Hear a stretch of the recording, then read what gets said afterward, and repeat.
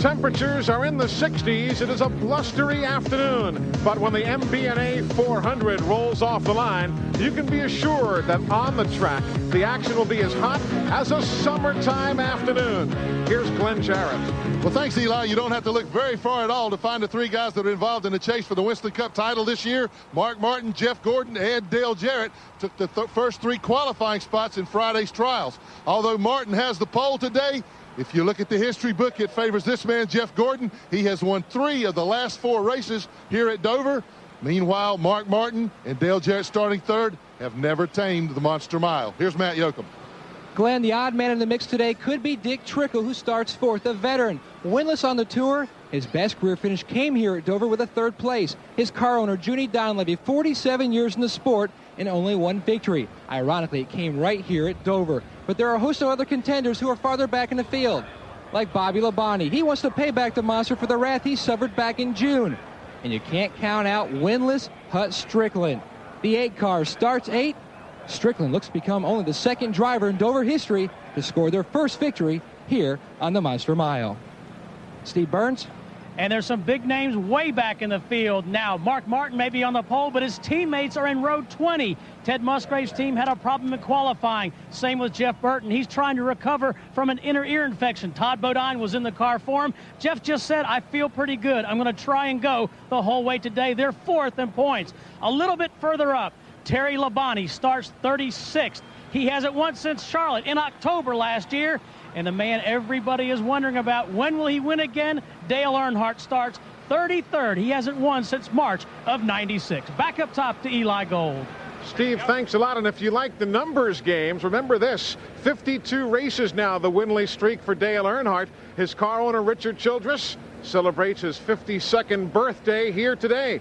Maybe there's some significance. We'll find out over the course of the next 3.5 hours. But Buddy Baker, one other thing we're going to find in the next 3.5 hours, I dare say we'll find some short tempers here at Dover Downs. Eli, the racetrack is so fast and you run so close here, just touching somebody can send them right in the wall. You made an enemy. The other thing you have to remember, 175 miles an hour down the straightaway, just being real close sometimes takes the air off the back of the car, sending it up to the wall. You don't really have to hit them to make an enemy. Actually, Dick Berggren, we saw some of that in the Mbna 200 here yesterday. Yeah, the concrete surface here at Dover presents unique challenges for the drivers, Eli. The cars are so very fast, and the grip they have on the racetrack is so very fragile. And yesterday, Buckshot Jones leading the Busch Grand National race in the waning laps. Coming off the 2nd corner, around he went. Joe Bessie in 2nd spot, had never won one of these things before. He came home first. Strange stuff happens here at Dover all the time. In fact, the guy who won the race here in June, Ricky Rudd, and Mark Martin, who won the pole for today's event, both used the same word when describing Dover. They say it's treacherous. One thing, though, this time around, it is 400 laps, 400 miles. They have already fired the engines. We welcome you to TNN Motorsports, the Mbna 400, next. Today's exclusive TNN coverage of the Mbna 400 is brought to you by Texaco. Texaco, a world of energy. By Miller Lite, who reminds you that anything can happen at Miller time. By the more than 1,725 AutoZone stores across America. AutoZone, the best parts in auto parts. And by MCI. Is this a great time or what? I smell a squiggly. Beautiful day in Dover, Delaware. And let's take a look at the starting lineup. Mark Martin is 3rd Dover pole. And Jeff Gordon is 150th career start. Dale Jarrett starting 3rd, Dick Trickle going 4th, and Bobby Labonte going 5th. Wouldn't it be something to see Junie Donlevy's team come up with a victory again today, Dick? It could happen, too. They have run so very well here, Eli. That's a very, very strong car. Dick Trickle behind the wheel. There you see Andretti. Joe Nemechek will start in the 7th spot. His last top 5 was here a couple of years ago. Hut Strickland makes his 250th career start today. Rick Mast was 6th here last September, and Ricky Craven rounding out the top 10. David Green and Chad Little, they'll be in row number 6. Row number 7, hey, let's not forget about Bill Elliott, buddy. Here's a guy who's had 4 Dover wins. Well, Bill Elliott has turned his team around now. He and Mike Beam have really got this team up front. Right now, all he has to have is a little racing luck. Bill Elliott can go to victory circle again. There's Morgan Shepherd. He's back in the number 1 car. Remember that he ran the first 13 races of the year for that team. Ricky Rudd, the winner. Brett Bodine. Notice, no sponsor on the car. We'll talk about that. He pulled the decals off during final practice here yesterday. Kenny Wallace and Michael Waltrip. Michael's finished 11th or better in the last 3 Dover races. Sterling Marlin and Rusty Wallace. That's row number 11. Row 12, Kyle Petty. His last win was here at Dover in June of '95. And Jeremy Mayfield. That team's really running well. Jeff Bodine and Gary Bradbury are 25th and 26th. Ward Burton and Steve Grissom, 27th and 28th. 29th and 30th, Johnny Benson and Mike Skinner. He's hoping to try and break out of the doldrums here this weekend. That is still a very, very good team. They've had a tough run here the last several races, but it's a good, solid team. They could come together here. There's row number 17, Dale Earnhardt. He's led more Dover races, 24 of them, than any other driver. Bobby Hamilton was second in 1995 here. Robbie Gordon and Terry Labonte. That's his lowest Dover start since he started 38th. There's Dave Marcus. Derek Cope. He has a Dover win in 1990, Derek does. Jeff Burton, Ted Musgrave, Darrell Waltrip, and Jeff Green. The only driver failing to qualify, Steve Park. He was here, but could not muster enough speed to make the field. Now the AutoZone race analysis brought to you by the more than 1,725 AutoZone stores across America. AutoZone, the best parts in auto parts. This is the first 400-mile NASCAR Winston Cup race here. There were a couple of 300-milers back in the early days of Dover Downs International. Then, of course, a passel full of 500s before now shifting to the 400-mile distance. What does that mean for these racing teams, buddy? Do they take a few more liberties with the engine? Do they change gearing maybe? Can they be a little less conservative because they've got a lesser distance to go? Well, I can only speak like for Ernie Irvin. Had it been 400-mile race earlier in the spring, he would have been the winner. You will have to sprint race today. That extra 100 miles, no matter what anybody tells you, puts a bigger tax on the race car. 24 degrees of banking in the corners. The straightaway is only 9 degrees. The straights are 1,076 feet long. Field about to get the 1 to go signal as we take a look at Morgan Shepherd. Going to hop and board that car effective next season again, but they decided to go ahead and do it here this weekend. There's Mark Martin on the push pole, his 35th career pole. Wayman Hutt Strickland starting 8th, and he's had some good runs here. Bobby Labonte, he's got the Interstate Batteries machine. Herman the German, Kenny Wallace starting 19th, and Mr. Mac tonight, Bill Elliott. He'll be going from the 13th spot. A quick check down on the pit lane. Steve Burns. Hey, guys, all athletes have a pregame meal. No different here in NASCAR Winston Cup racing, except usually it's hamburgers. Not here in the Cranifus Hospits. They had grilled Virginia buffalo, grilled ostrich, baby French beans with toasted pecans, and don't forget the Russian fingerling potatoes. And look at this, their own executive chef. This is Winslow Goudier. Look, he's even got the embroidery here of the race team. And as they say down south, that's pretty good groceries. What was that, Russian chitlins? What was that? Well, about halfway, they're going to run up the bank, start kicking and jumping in the air. Oh, Lord. That's something. Well, 400 miles here. Last time Rockingham got cut down to 400 miles. The winner was Ward Burton. They cut Darlington down to 400 miles in 95, and Sterling Marlin was the winner. So, see what happens here. First 400 miler. Getting set to go. There you see the manufacturer's points as they stack up going into the start of the Mbna 400. 400 laps around this certified 1-mile racetrack. 400 miles. Green flag about to be thrown. Rodney Wise from Magnolia, Delaware, handling the starter chores for NASCAR Winston Cup Series racing today, and we're underway here at Dover Downs.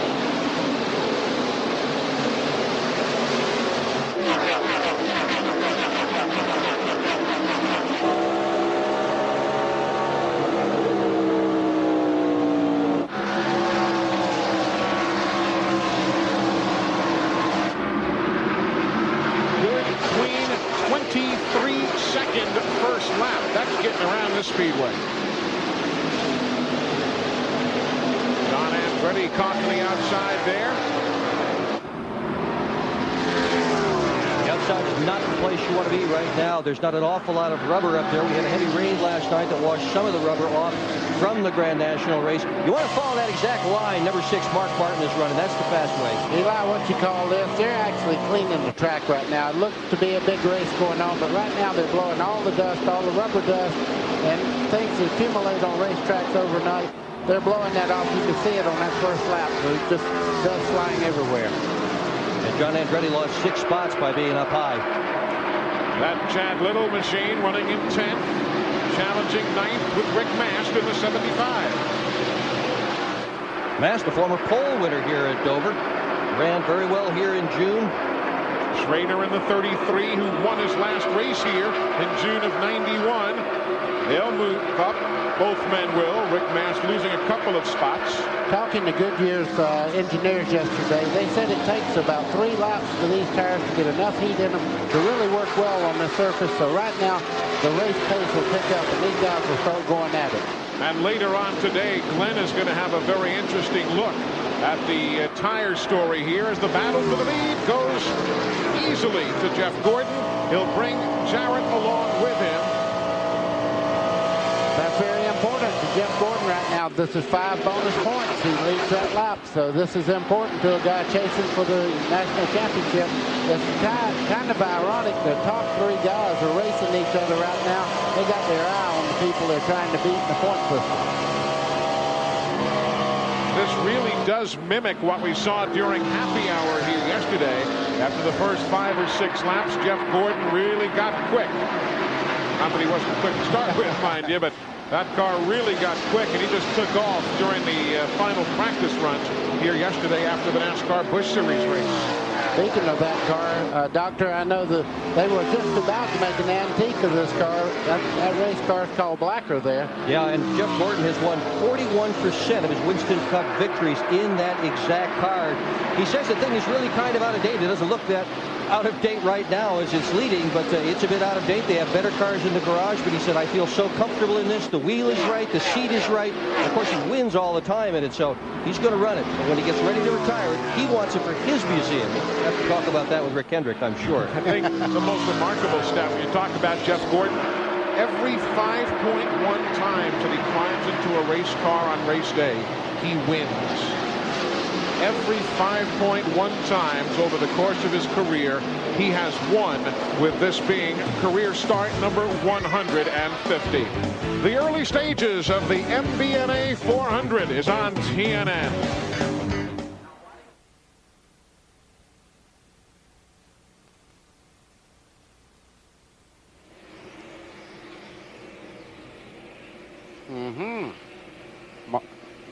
Yeah, Mark is not going to. And I'll tell you, there he goes. While we were away, first, no, that's not a jam. Jarrett may get him back, so we won't even notice him. Oh, yeah.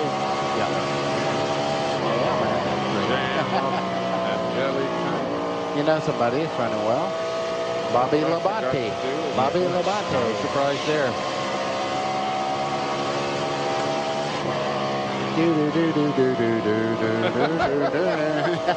Oh, It's a great shot. you know, every time I ever turned on the racetrack and looked back at a car like that, I was in trouble.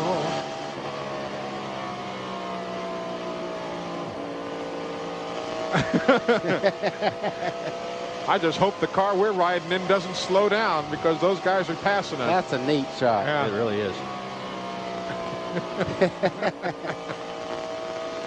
Boy, we got the best car by far. Look. Yeah, we do. Oh. Wait a minute. Waltrip's moving up. Look. Wait. You know how far? You know what? He's less than 1, 2, 3, 4, 5, 6, 7. He's less than 9 seconds to going a lap down right now. Yo. Oh, there it is. Plus 52.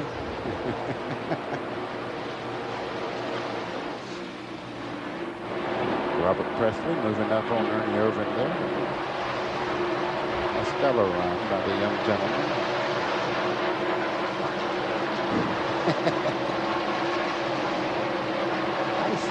I say.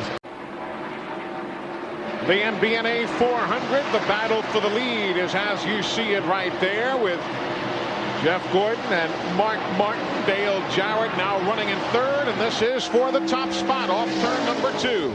Mark Martin just put it in overdrive about 4 laps ago. Went by Dale Jarrett, drove some 20 car lengths off from him, called Jeff Gordon back, and just blew him away. There go, meanwhile, Joe Nemechek, Ricky Craven in the 25, Hud Strickland in the 8. See the little bit up off the bottom, that Dick Trickle move, that's all it took. If you get up right now, the cars are really getting a good grip around the bottom part of the racetrack. Later on, I think the groove will get better up high, but right now, right around the base of the racetrack where they're making their time. When you see a guy get up in that second lane and somebody gets underneath him, the other thing you will invariably see is a whole line of cars trying to do exactly the same thing. They'll do the absolute best possible job they can to close and take that position. That is the best way to pass here at Dover. You can see some of the cars.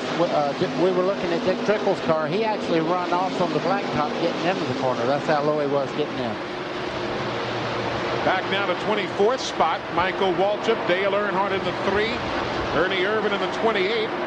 Michael's had good runs here for the Wood brothers.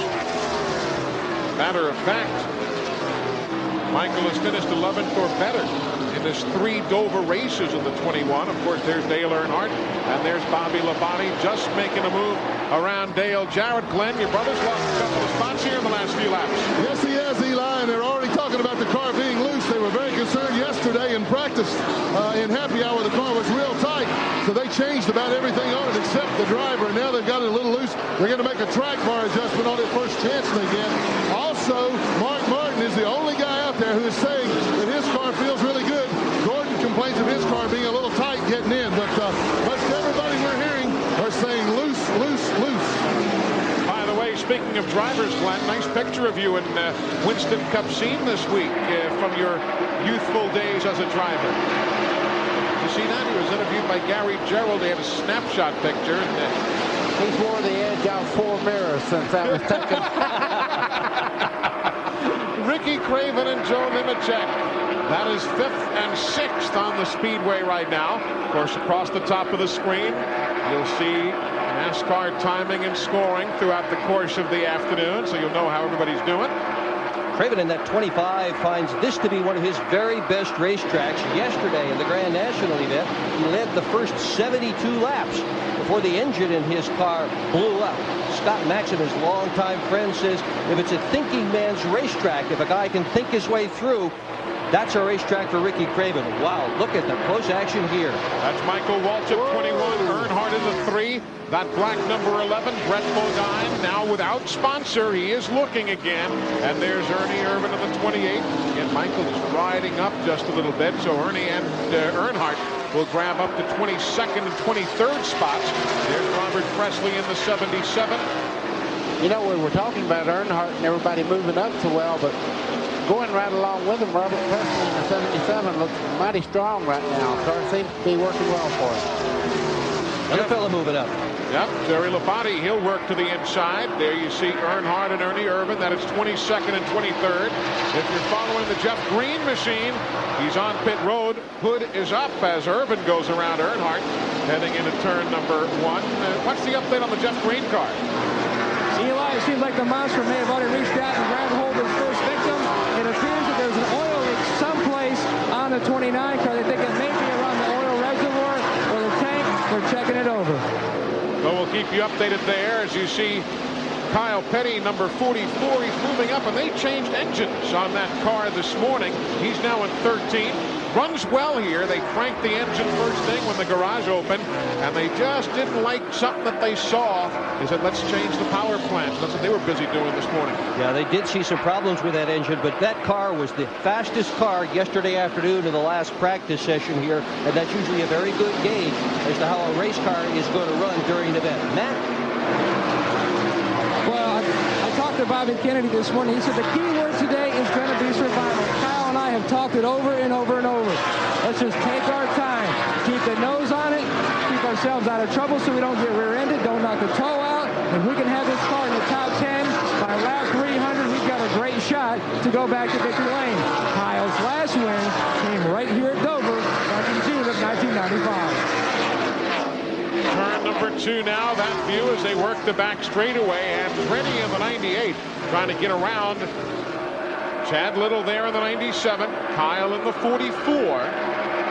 They're battling for 11th, 12th, and 13th. And then the June winner, the Tide Machine, Ricky Rudd now in the picture. Ricky running in 14th spot. Jeff Green has taken his car to the garage area after the problem they're having with oil, the oil system. They'll continue to look at what is amiss in the garage area. First, and there's You see Rusty Wallace, yeah. he got down on the flat there and got the back end of the car kind of sideways in the center part of the corner. Jeff Bodine in the 7 there just behind him. These guys are trying to get through this traffic because the leaders are really setting the pace right now that they stand to get lapped if they don't get going pretty quick. There are the leaders right now, Mark Martin and Jeff Gordon. As a matter of fact, they are closing in now within just 4 seconds of putting Darrell Waltrip a lap down.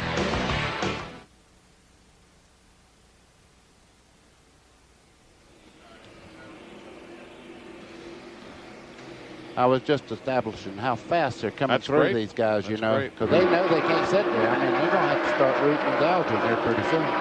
Just watch Rusty rooting and gouging right there. Well, you see, there's Labonte right there. And look right here. Yeah, They're right behind him. I know it. Let's get the from Darrell back to Mark is just 2.1 now. Yeah. And then when Hey, Pam, would you ask Mark Kuchin what Dennis McGlynn's I wife's tell you name what, is, Robert please? Presley's driving this hard out. He's giving Is it Earnhardt. Louise? Well, he better be careful driving his heart Thank out you. this early. Look Yeah, on the outside. I know. Unbelievable. He passed him on the outside so far.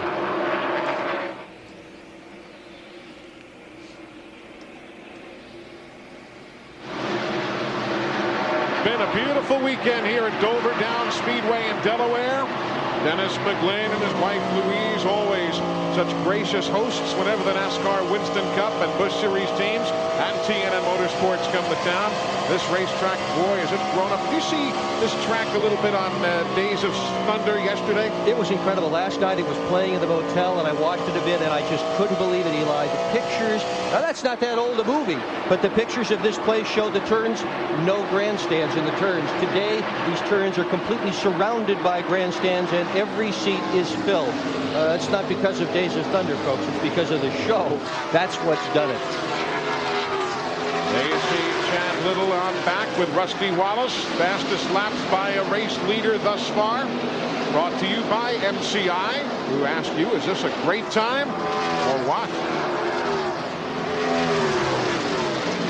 Lap 34 of 400 here at Dover Downs. And again, Chad Little drifts up. He'll lose 14th spot. Can he get in line ahead of Jeff Bodine?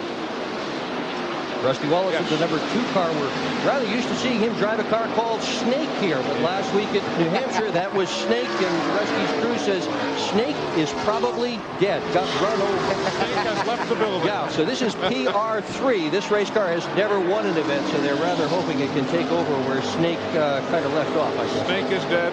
Long live the snake. The Snake, yes. Well, that 28 moving in there, certainly not a snake. That's Ernie Irvin. He's on the move. He's running this group down the full straightaway back, and he's putting them away. When he catches somebody, he don't waste time getting by. And Dick, what you talked about in the pre-race segment is we see Jeff Bodine and Ward Burton now take advantage of that little slip up the banking by Rusty. That we are seeing 2 solid grooves, folks. You can see that black on the otherwise white cliffs of Dover. That heavy rain here last night, like you speculated, really didn't hurt the racing surface. It didn't. We're seeing 2 grooves here, and I think as this race wears on, we're going to see them develop even more and more. Kenny Wallace has just pulled into the pits for an unscheduled stop. He'd already lost a couple of laps. He was going around the speedway at a greatly reduced rate of speed, and he'll come in at lap number 37.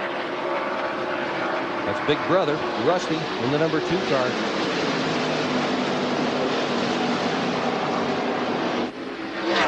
What a great shot. That's coming out of the second corner. They got that camera buried into the infield. That's a thin cameraman down there. Yeah, we'll see if that camera's still there at the end of the event. Ernie Irvan around Rick Mast. David Green trying to do likewise. Can't quite. Ernie started in 31st position, and there you see his progression towards the front. Eli, now he's using every bit of this racetrack up. He goes in on the bottom and goes way up in the center part of the corner. He diamonds up. Right now he's just trying to get by Chad Little any way he can, but he goes kind of high. You see how high he is there? Now he cuts back down low to come off the corner, gets a good straight run off the corner, but he's doing what he can right now to get by these cars because he knows the leaders are coming. He's strong here. He sure is. He's led the last 8 Dover races in a row. Nobody else has done that. Crashed out of the lead in the last 2 Dover races in a row. 29 laps to go here in June. Ernie Irvan leading in the 28. Hits some oil up in the first turn, and boom, into the wall he went.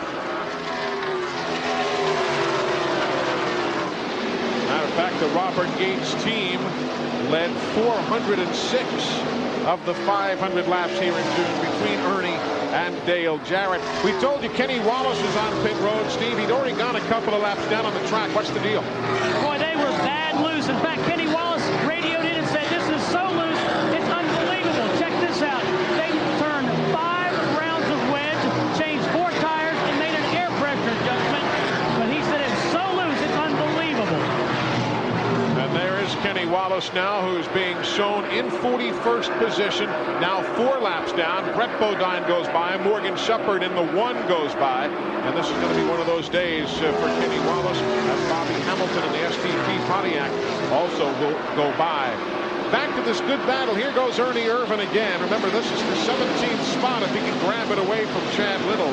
Well, he's got the preferred line now. He should put him away coming off the corner there. But Chad Little's running very well. It took him about 6 laps to get by him. Now you see everybody's trying to make that move. Chad cannot hold his car down in the corner. There's Dale Earnhardt. In the last 8 years here, 6 top 5 finishes with wins in 1989 and 1993. Matter of fact, Earnhardt led 90 laps here last September, you might remember, while still recovering from the injuries at Talladega.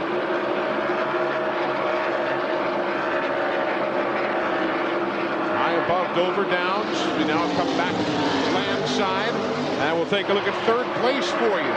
Bobby Labonte ahead of Dale Jarrett. That didn't take very long, and we've had a report that Dale Jarrett's having a terrible time with the loose race car. Bobby Labonte there looks to be very good. You see him passing Sterling Marlin, who was already a lap down. Yeah, remember Sterling here in June? He lost 2 laps on the first lap of the speedway. They went over some debris, lost a couple of laps, and then hung around all day to finish very well at 10th spot. Never did make those laps back, but they ran well. But here already, they've gone a lap down. Skinner is a lap down. Darrell Waltrip, Dave Marcus, Gary Granberry. They have all gone laps down already in the first 46 laps of the Mbna 400. We're right back. What do we have to drink up here? Water. I got one here. Thanks. Ariel, okay.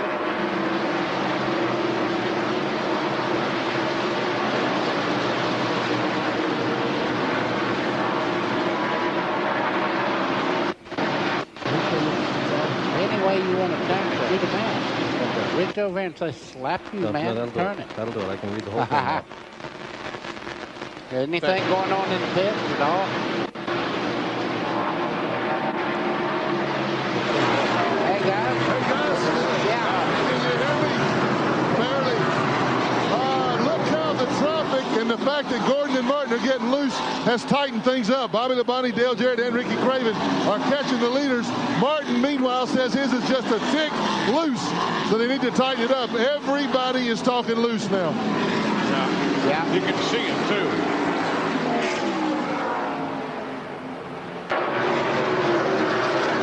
Buddy, is Kyle Petty running the bottom, or is he drifted up a little bit? I'll check him out.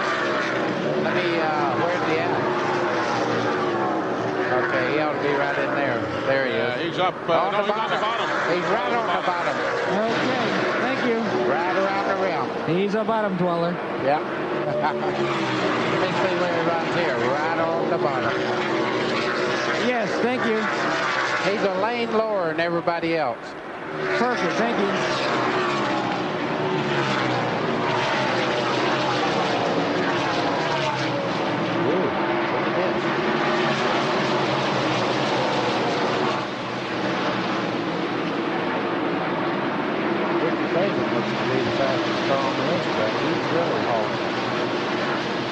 I watched him go by some cars. He and Kyle, we want you guys handling worth a lift. Watch him right here. Watch that 22. Watch him when he running gags well, it too. right there.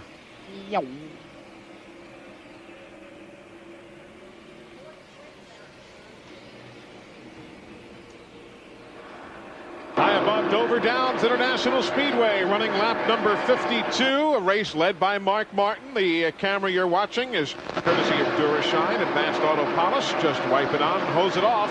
Durashine now available at Pep Boys, Western Auto, Kmart, and Target Auto Stores. Don't forget, folks, looking for a good place to take the family? How about the official destination of NASCAR, Opryland, USA? Give them a call at 615-889-6611. That phone line is available Monday through Friday for all details on one of America's great family destinations, Opryland, USA in Nashville, Tennessee. Eli Gold with Buddy Baker, Dick Bergman, Glenn Jarrett, Matt Yoakum, and Steve Burns.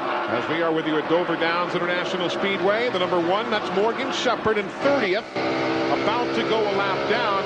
You know something, Glenn? You can probably count on the fingers of one hand the cars that are not loose right now.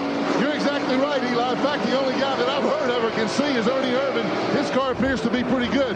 Mark Martin says his is just a tick loose. They're going to adjust it with air pressure. Ray Evernham says Jeff's car is just a little bit loose. The same with Bobby Labonte and Dale Jarrett. Everybody reporting loose. We've run a little over halfway through this run here. They're going to start pitting around lap 85 to lap 90. So they're already making plans to tighten those cars up. What about your guys, Steve Burns? Hey, Glenn, Ricky Rudd won here in June, extending his consecutive streak of winning a race of the year to 14. He won again at the Brickyard, a huge payday, over $570,000. But in the 6 races since then, his average finish is 27. He's gone from 8th in the point to 11th. Just talked to his crew. He says he is skating, really skating around on the racetrack. Let's go to Matt Yoakum. Ernie Irvin started way back in the field. He's rocking it up to the front. He is complaining his car is a tad tight. They will try to loosen him up with some air pressure on the first round of pit stops. We are already past halfway of this first run. Most teams are expecting to pit around lap 88. An update on Kyle Petty. He's hugging the bottom. He's a bottom driller today. He told me if I can keep the car on the bottom, we will be fast. And that's where he's been running his car also, just a tick tight. Kyle is in 9th right now. Ward Burton looks to be visually handling well. He's running in 12th.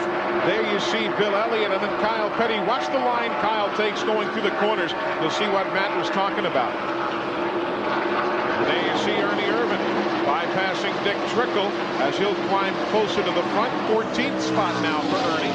You don't see him hugging the bottom, do you? Ernie goes into that turn. He goes in so hard, the car comes right up into the second lane, and he's going to come back down again in order to execute the exit of the turn.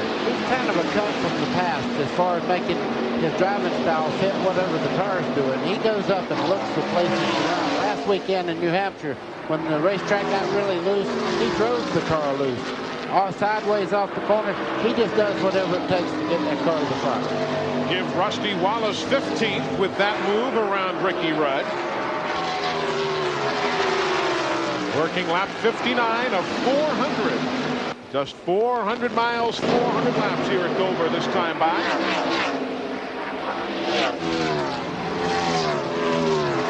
Wallace struggling from the back of the pack. That's been his real problem late this year is having to run from the back of the pack. In fact, he's had 4 provisionals in the last 9 races. Started 22nd here today. He could only get the qualifying squared away so he could start up front. Maybe Rusty could start winning races again, like this team really deserves to win races. Of course, he won 3 in a row here at Dover, the fall of '93, and swept both races here in '94. So if there's anybody who knows how to drive this racetrack, it's Rusty Wallace. Rusty's very good here. He seems to get better as the race goes. I think he's a tough guy. This car right here kind of slipped through the net a while ago as far as anybody paying any attention. I think that's the fastest car on the racetrack at the moment. He's currently 5th, and he's just doing a great job out there. He's running right by himself, but he's closing in on the leaders at a fast pace. And likes this track. He has twice won the Busch Pole for NASCAR Busch Series races here at Dover Downs International Speedway. And last week's race at New Hampshire, where he finished 5th, has got to have given him a good bit of confidence. A lot more smiles on this team this weekend as opposed to weekends past when they were struggling. They know they can run well. They know, most importantly, however, that they can finish in the top 5 because they just did it the last time out. We told you Jeff Green is in the garage area. He'll now be joined by Kenny Wallace as you watch the battle right here for 2nd spot. 97 is already a lap down, Chad Little. You've got Jeff Gordon in the 24, Dale Jarrett in the 88 for 2nd. Well, if Kenny Wallace doesn't come out of the garage, it's going to give him 11 DNFs on the year, which will tie he and his brother, the Wallace brothers, 11 DNFs each. Handling problems, the earlier report on Kenny Wallace, and maybe they can do some more work in the garage area. You know, Eli, it's not who's slipping right now, it's who's slipping the most. The ones that are not slipping, Jarrett was reported earlier to be very loose. Right now, you can see him go in the corner. He's giving that car a good lead there. Turns right back down. He's not wearing his tires a whole bunch. I think he's slowing down the straightaway and running the corners pretty well at a faster pace than Gordon. You see Gordon kind of slipping up the racetrack right there. He's hunting a place to race. And through it all, those guys are only 9/10 of a second behind the race leader, Mark Martin. There's Ernie Irvan again, left of your screen. And Andretti behind him. That's 13th and 14th spot right now. Change on Andretti's crew between last week and this week. They brought Jason Enders in as a new rear tire changer. Recall that they had problems last week, lost time in the pits, changing tires. They have spent the entire week practicing twice a day with that number 98 team. The practice makes perfect department. As we go to the leader, there is Mark Martin in the 6th. Putting Mr. Excitement a lap down. 27th place now going a lap down here at Dover.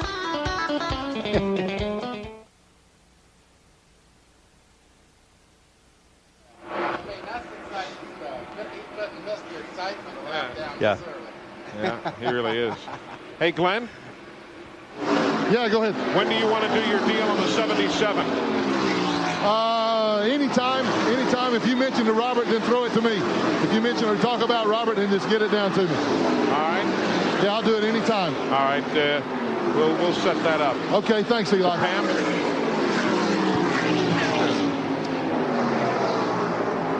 tell you what, Terry Labonte's going to get down a lap soon. It's amazing. Of course, you don't have any cautions. That's what happens. Yeah. He went and messed with the thermostat.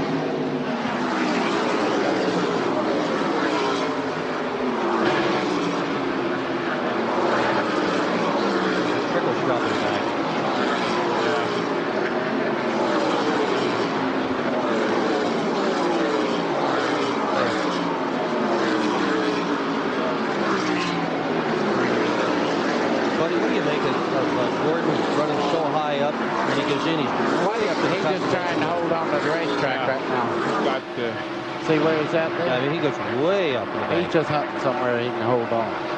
He can't run low right now. Kenny Wallace back on the racetrack. Good. Guys, I know you know that down. Craven's catching Bobby Labonte, but Bobby's catching the 24 car, so this is going to tighten up in that area. Morgan making his stop at 71. Yeah, that looks more like, now they come in so slow, it looks like something's wrong.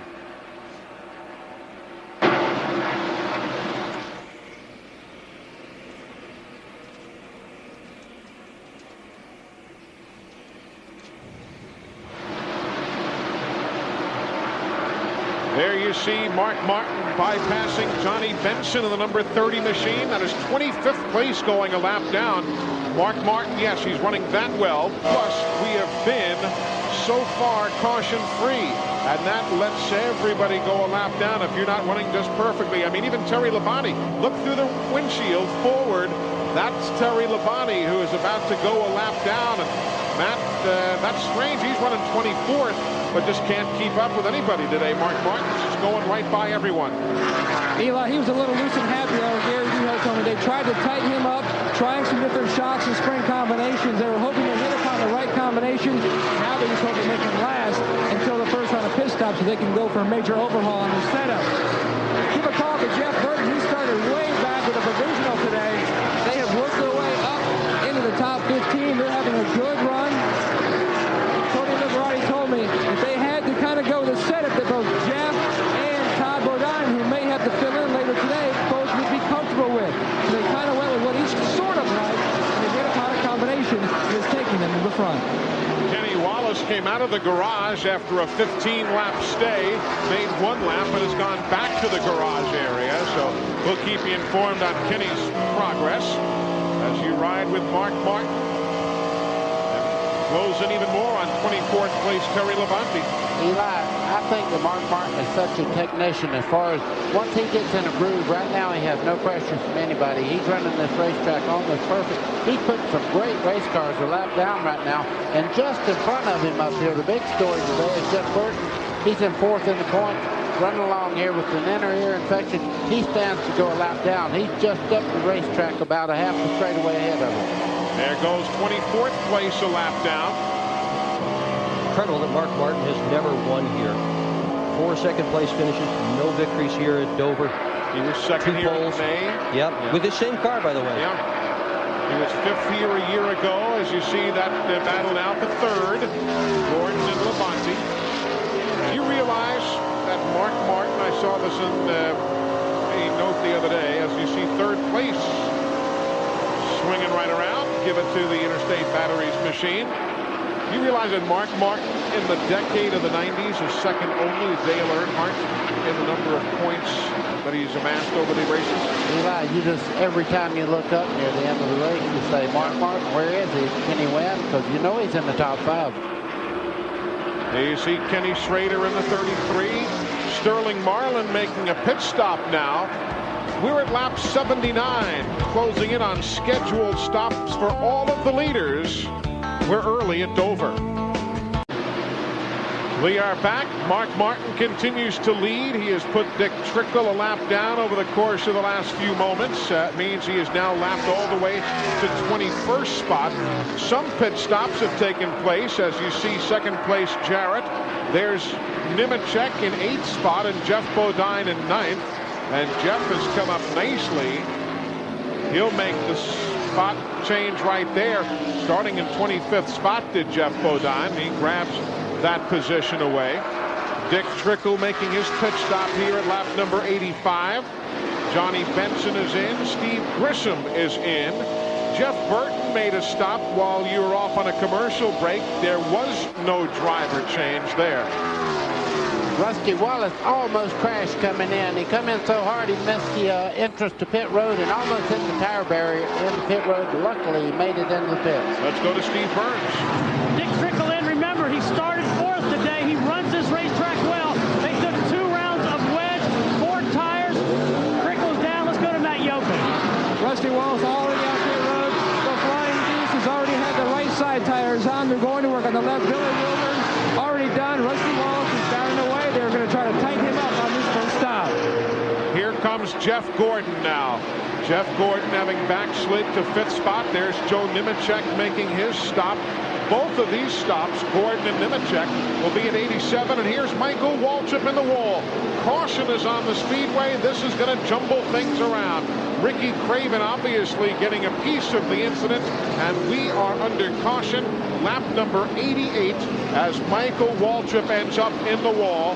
Jeff Gordon did not pit at all. He went right through the pit lane and continues on. And here we told you is Ricky Craven, who was also involved in that incident, as he'll be coming to the attention of the crew.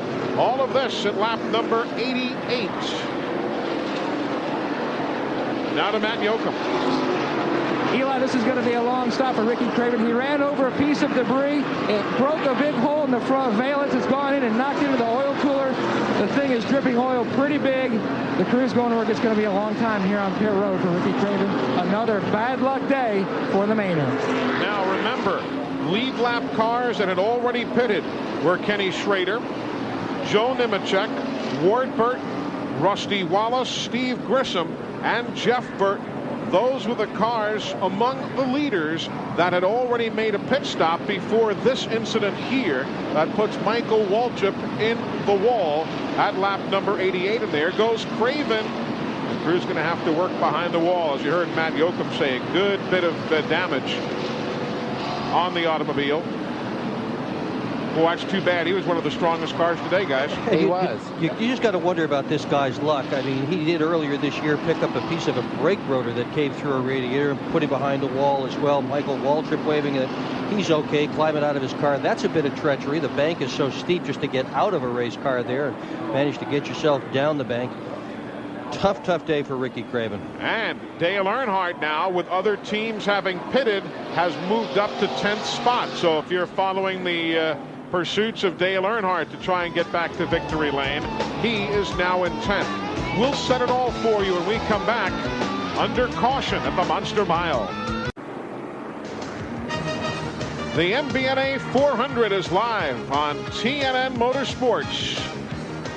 And there you see Joe Nemechek. He had come down pit road, but also never did make a stop, and he is likely out of fuel.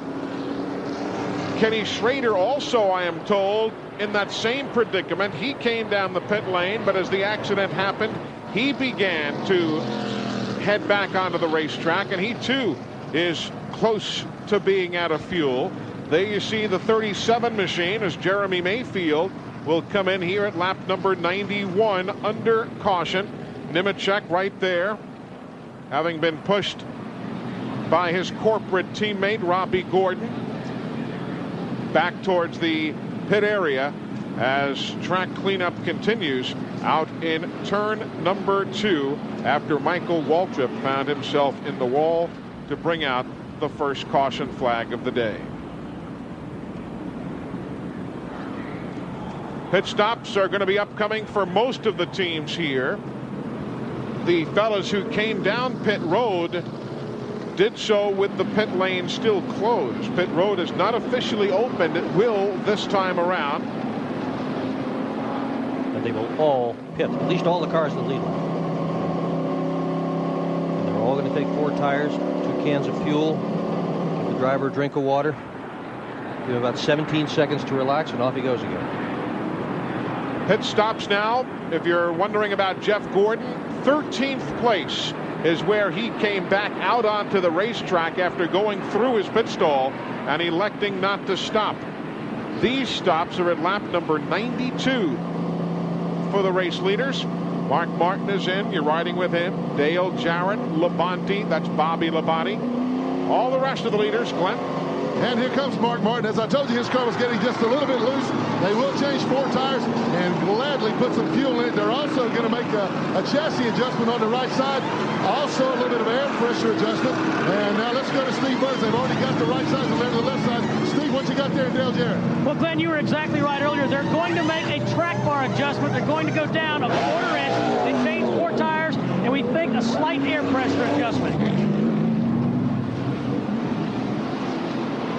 Back to Glenn Jarrett. Okay, thanks, Eli. Jeff Gordon comes in, and this is where that will really hurt him. They're making a chassis adjustment on him. Also, air pressure will be 4 tires, but he lost a lot of positions on the racetrack, but he didn't lose a lap. But he's going to come out in about 14th, 15th, 16th place. So that little stroll down pit road right before the caution came out definitely hurt him track position-wise. And there you see the 77 car coming out right behind Robert Presley driving the Jasper Engines Federal Mogul entry, and there you see him. And Glenn Jarrett, you were in that 77 pit much of last weekend as well at New Hampshire International Speedway. I was, Eli, and I would like to take this opportunity right now to apologize to all the guys on the 77 crew. The car came in for a long stay on pit road. I'm being pushed around down here. Let me get out of the way. Now I can slow down. They had a long stay on pit road, and they had a problem. They worked on it. They sent Robert back out, and something happened on the racetrack, and he crashed. And I erroneously speculated that the crew might have left something loose. In other words, I put my big foot in my mouth. My brain flew out of gear, but my mouth kept running. I'm sorry, guys. I didn't mean to indicate that you did something wrong. There was a problem on the racetrack, so please accept my apology. I'll try to do better next time. Glenn Jarrett down on the pit lane. There's the king. He's a many-time winner here at the Monster Mile. We're coming right. Welcome back, everybody. Good to see you. Glad you're with us here. Yep, we see it. Glad to see you with us here at the Monster Mile. Let's set the field for you as we ride around with Morgan Shepherd for a moment. Here's who's where. There are 15 cars currently being shown on the lead lap. Mark Martin is the leader. Dale Jarrett is second. Bobby Labonte third, Kyle Petty is fourth, and Jeff Bodine is fifth. Ernie Irvin is sixth, Bill Elliott seventh, Ricky Rudd is eighth, Dale Earnhardt ninth, and John Andretti 10th. 11th is Rick Mast. 12th will be Jeff Gordon. 13th, Robert Presley. 14th is Kenny Schrader, and 15th is Hud Strickland. Those 15 cars are on the lead lap. The others who were trying to stay there had made their pit stop just prior to that caution flag coming out. Some had to make a second pit stop, so those 15 machines are currently on the lead lap. As we continue under caution, time to bring you this tech fact from the more than 1,725 AutoZone stores across America. AutoZone, the best parts in auto parts. Here's compound to the garage area. Here again, Glenn Jarrett. Wow, I'm a busy guy today, and this guy I'm talking to right now, Michael Waltrip's day is over. Tremendous damage to the Citgo Ford. Michael, what happened? Just as I let off the gas coming down the front straightaway, the right rear tire just exploded. Blew out going into turn one, and I wound up in the wall. The car, like you said, tore all to pieces. Eddie and the Wood brothers have worked so hard this weekend to give us a competitive car. We had a good run going, and just had that tire go away on us. I want to tell Buffy I'm fine. You know, no scratches, bumps, or bruises. Everything's cool, and I'll be home in a little while. And, you know, just chalk this one up to a bad day at the office. Buffy, you know he's not fine, but he's not any worse than normal. Here's Steve Burns. Well, Glenn, Dale Jarrett couldn't have come in a second sooner on that last caution. They were about out of gas. In fact, crew chief Todd Barrett was asking the NASCAR official, please open pit road, and told Dale Jarrett to rock the car back and forth to pick up fuel. Also, Dale Jarrett is reporting that he's not hearing he may be having a radio problem. He's not hearing those guys very well in the car. And Ricky Craven is just now climbing out of his car. They continue to work with the hood up. We'll see right now if we can get a word with him. Ricky, looks like a short afternoon for you. Gosh, you know, the car was good. It really moved up the fifth and having some fun like last week, and a piece of debris off Michael's car just bounced in front of us. Okay, Ricky, let's go to Matt Yoakum. Great pit work by the Hot Wheels crew. Kyle Petty came in fourth, and he went out fourth. An 18.4-second four-tire stop. They adjusted to pick up his tight condition. They also put a piece of tape on the grill. The water temperature was a little low, so they fixed that. He said the car is great. He goes, I'm not even pushing it, and we're going to the front. So look out, especially the fact that these guys are pitting way down towards turn 4, and they came out in the same position they went in. A great stop. Of course, Kyle Petty started 23rd and is now running in 4th. Don't forget, folks, NASCAR Thunder stores are now available to you. Matter of fact, stores in Atlanta, Winston-Salem, Knoxville, Dallas, Cincinnati at the Kenwood Town Center. The Oxmoor Center location in Louisville, Kentucky opened up on the 12th of this month. And opening up on Friday, October the 3rd, the Hamilton Place in Chattanooga, Tennessee will be the next NASCAR Thunder store opening. Then before long, Phoenix, Mobile, Alabama, Richmond, Virginia. NASCAR Thunder, race on in to the official store of NASCAR. Before they get back under the green, just to talk a little bit about Kyle Petty, he seems to master the miles. He really runs super well here. He runs well at Rockingham. You watch him today. If he stays in this thing and does not have problems with his car, he's going to be a big player. Jeff Bodine started 25th. He's now 5th. Ernie Irvan started 31st. He's now 6th.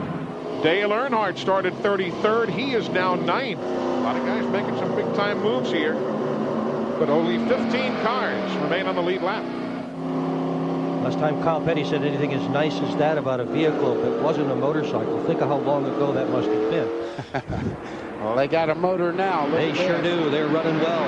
Jeff Gordon restarting in 12th as Rodney Wise shows him the green, and here we go. A quarter of the way through the Mbna 400.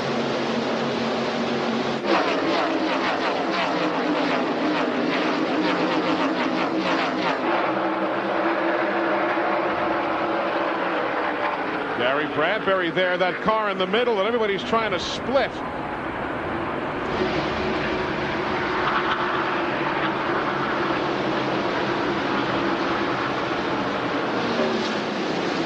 First lap on the restart, a clean one, though not without its moments of tension. Gordon's in a pile of traffic now. He's got Robert Presley there on the 77 right behind him. Robert's on the lead lap. I tell you, he's on the lead lap. He looks like he's running just as fast as Gordon as they start off the corner there. He's not giving anything up down the straightaway and certainly handling well in the corner. But these are the moments you worry about when you're leading the national championship points. Being in traffic, restarts, a very difficult racetrack like Dover. He's got it all sorted out now. Everybody's done a nice job. Gordon now looking for the 75 of Mast on the bottom. Rick is in 11th. Now he's in 12th. Now he's in 13th. Not a good turn right there for Rick Mast. No, when he went up to let Gordon go there, he could see Gordon was much quicker. This early in the race, Eli, there's a lot of give and take on the racetrack. There's no point in holding the guy up who's quite a bit quicker. You look in there, if he closes down 8 or 10 car lengths in a couple of laps, there's no point in fighting him right this early. Adjust your car and then fight him when they pay money for it. Don Andretti is 10th.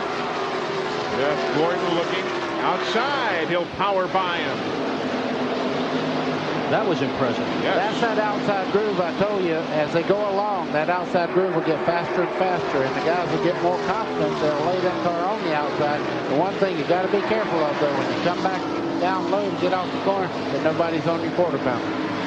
3 wins here in the last 4 races for that number 24 of Jeff Gordon. 103 laps complete of 400. 10 wins so far in 1997. The most anybody has won in the modern era is 13. That's Richard Petty. This might beat that record. Bill Elliott in the 94, Ricky Rudd in the 10. That's 7th and 8th positions now that they're battling for.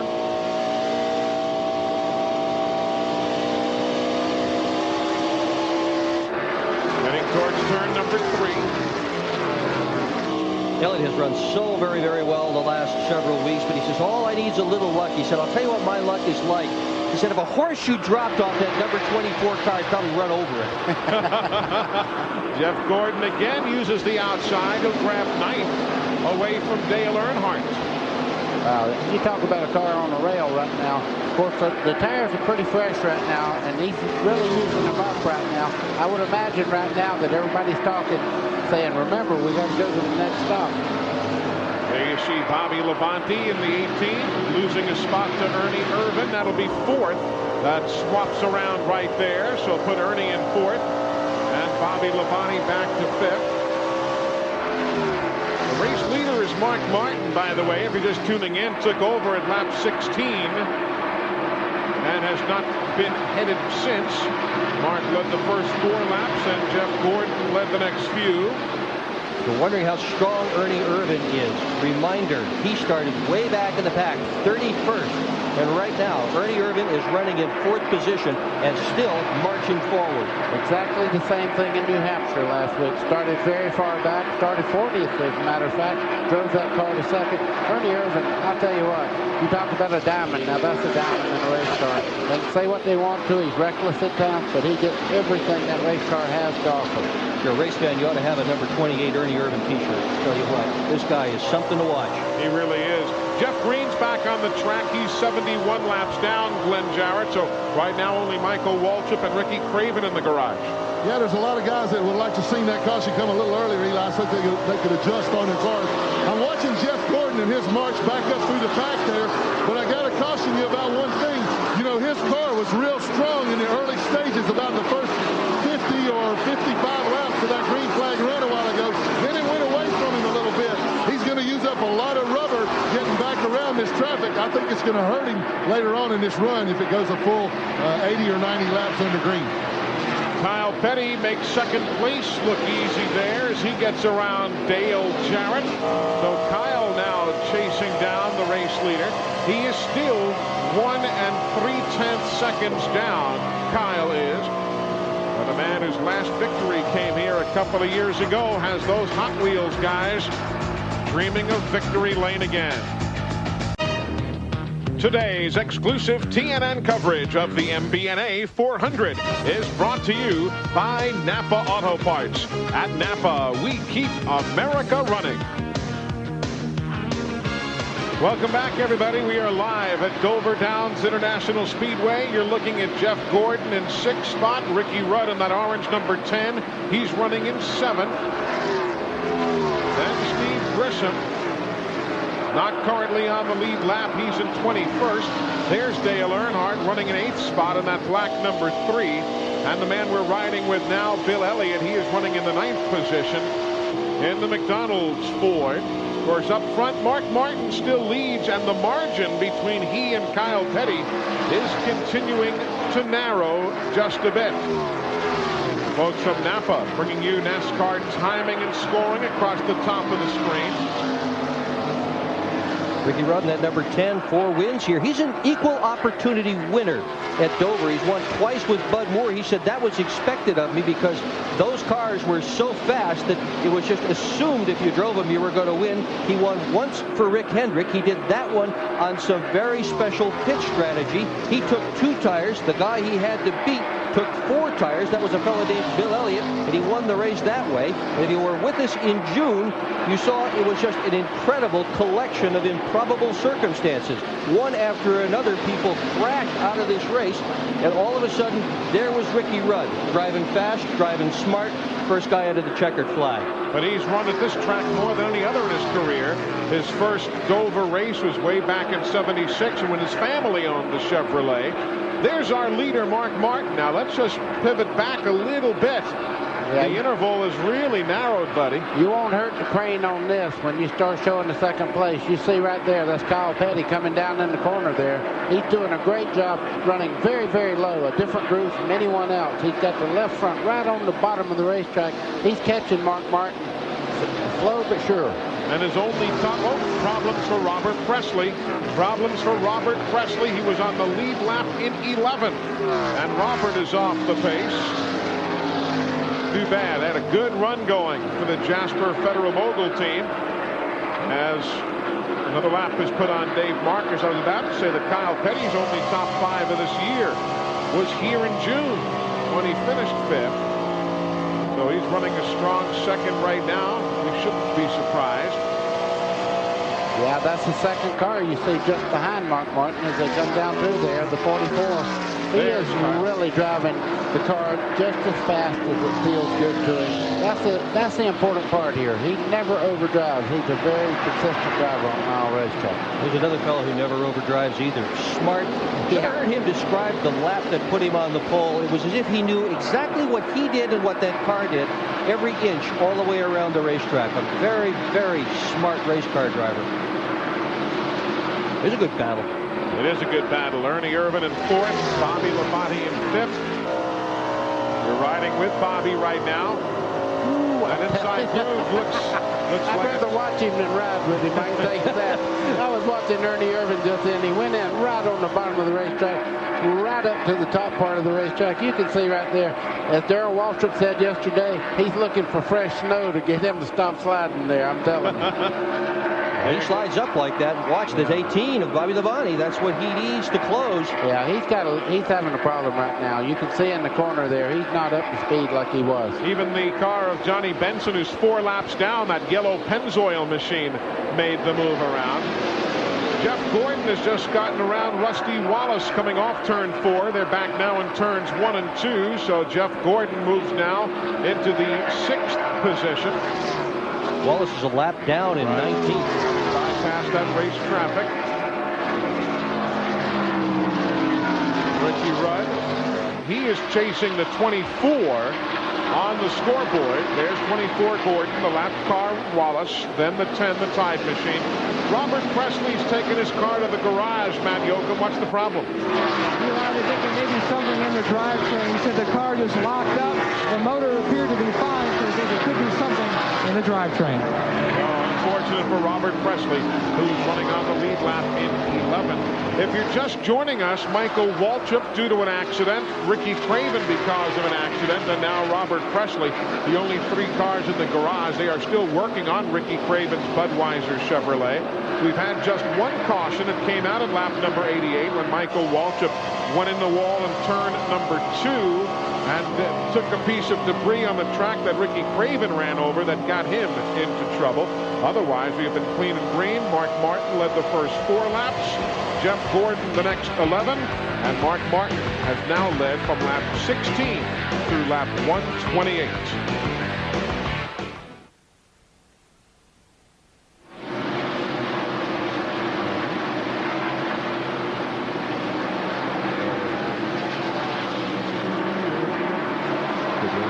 Yacht debris. Or real debris.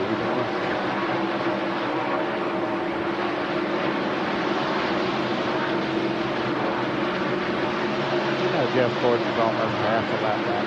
What was the thing we were going to tie into NASCAR.com? Do you remember? Man, do you remember? Clear. Here we go. We're getting on down. Clear all around.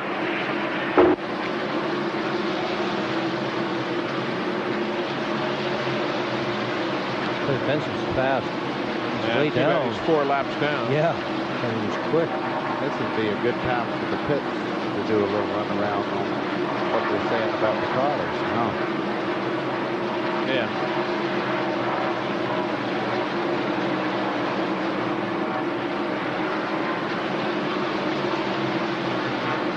I saw that earlier. Larry McReynolds. Yeah. What's this?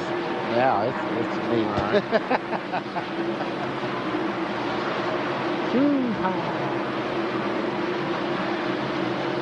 This is only a test. I got you.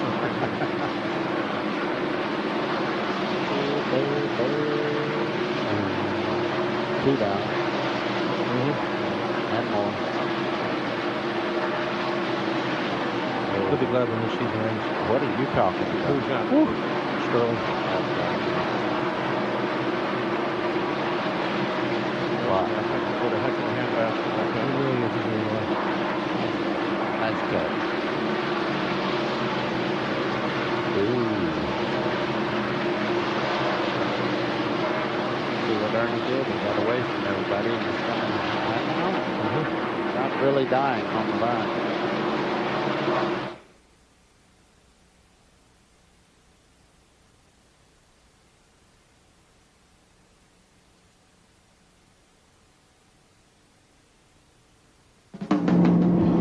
Fans are always asking me how I got started in racing. You can find out just how tough it was for me by going online. Log on to www.country.com and I'll tell you all about it. I'm going to find out right now. The computer guru, Larry McReynolds. Overhead, the Dover Downs International Speedway. Mark Martin putting a lap on his corporate teammate Ted Musgrave. This camera shot courtesy of Durashine Advanced Auto Polish. Just wipe it on and hose it off. Durashine now available at Pep Boys, Western Auto, Kmart, and Target Auto Stores. And you can also go online at the NASCAR online site, www.nascar.com. Updated scoring, stories, all sorts of information. You can even vote for the National Motorsport Press Association Most Popular Driver Award. Do it all online at NASCAR Online. Welcome back to Dover Downs. Ernie Irvin in the 28, Jeff Gordon the 24. They are 5th and 6th respectively right now. They are running a grand total of 9 seconds behind the race leader Mark Martin. Mark has a 2nd and a 10th on Kyle Petty. It is 3.5 back to Dale Jarrett, then Bobby Labonte, Ernie Irvin, Gordon, Ricky Rudd, Dale Earnhardt, Kenny Schrader, and Bill Elliott. That is your top 10. Let's go to pit road. Dale Earnhardt has made it all the way up to 8th. He said the car is leaning a little bit towards the tight side now. It started out neutral. It's working its way tight just like in happy hour. They're going to try to adjust a little bit on the next pit stop. Ernie Irvin, he's complaining his car is doing the same thing. It started out a little bit loose on this run. They had to caution, and now it's going tight from the center of the corner on. And I think a tight race car, buddy, is probably the least type that Dale Earnhardt likes to drive. Nobody wants to, they all want to be perfect, but I think Dale can probably handle driving a loose car better than driving a tight race car. Well, you know, it fits his driving style, but nobody likes to slide. Yeah. And, you know, we talk about pushing all the time, and people that don't watch us every week, and it's your first broadcast, let me explain what that is. That's when you turn the steering wheel into the corner, and it does not react. It goes up the racetrack, just like it was on grease almost. You can have the wheels back, but the front end wants to go straight. When it's loose, the back end wants to slide into the corner. It tries to go past the front wheel. That's loose and tight. And right now, you can see they're running a very high line. The main reason they can't turn it and hold it down on the low part of the racetrack, like Kyle Petty and some of the guys that are handling a little bit better at this part of the race. Is one of those conditions any easier to handle than the other? Well, in my opinion, I always like one a little bit loose. You can always back off and get the back. But now if the front's taking off toward the wall, the only way to stop it from pushing is back off the gas to make it turn. I always like to get in the throttle, not have to back off. I was just going to say, that's why you like them loose, because you didn't have to back out of the gas. This is a good battle for position here. 4th, 5th, and 6th. With the green number 18 of Bobby Labonte currently occupying 4th. Ernie Irvin behind him at the 28. In 5th, Gordon in 6th, 24. And this is going to get real intense. Pretty intense now. It's going to get more to so. We're at lap number 144 of 400 here at Dover Downs today. Saw Jeff Gordon right there kind of peeking around to see what he can do. Remember how well he worked the outside. But that's the same groove that Ernie Irvin is in right now. Eli, they're doing something that's kind of dangerous on this racetrack, too. They're running that high groove up there, and they're on racetrack that does not have as much rubber as down low, and you're wearing the tires much quicker up there where you don't have a good pattern. And Ricky Rudd joins this mix. Oh, man, this is all for position. He's in 7th, now in 6th as Ricky in the 10 gets around Ernie Irvin. The 78 there, that's Gary Bradbury. He's a couple laps down, not in the mix right there, nor the yellow machine of Johnny Benson. He's also 4 laps down. Johnny's first ever NASCAR race win came here in the Busch Series event in September of '94. I remember that. He had just won the ASA championship, and he edged out Harry Gant by a car length or so, if memory serves, on that day. If Harry Gant was running today, it'd be 2 inches off the wall there. He loved the high line around this racetrack. And he'd have a lap on the field. Yeah, he made it work. And, you know, he was extra strong anyhow. We always said if anything breaks out in the garage here, he's on our side. Let's see if Jeff Gordon can make the inside work on Bobby Labonte. This is for 4th place. You're riding with Bobby Labonte now, going past Robbie Gordon there on the Coors Light colors. One of Bobby Labonte's best racetracks. Recall he was in the lead here in the June race. He got hit from behind and taken around. This is the same car he led that event with. Obviously, significant repairs done to that race car since then. 33 years old. What a career Bobby Labonte has ahead of him. No lead yet today for Pontiac. Pontiac's led in only 15 of the 25 races this year. Pontiac's were so quick in the last practice. It's a bit of a surprise that they have not led the event so far. But, you know, at number one, it's still early. And, of course, Kyle, as well as his Hot Wheels Pontiac is running, certainly could take the lead. But that's the man who's had it since number 16. Ernie Irvan. Excuse me, folks. I was watching Ernie Irvan knock the screen just then. He really almost wrecked. You could see everybody behind him there stacking up. He comes so close to wrecking. I better watch the TV screen. But the monster just about reached out and grabbed Ernie Irvan. Scary time right there. It allowed Dale Earnhardt, you see, to get by. They were all in such a tight pack, it's not surprising something happened to someone. Just now getting back up to full speed again.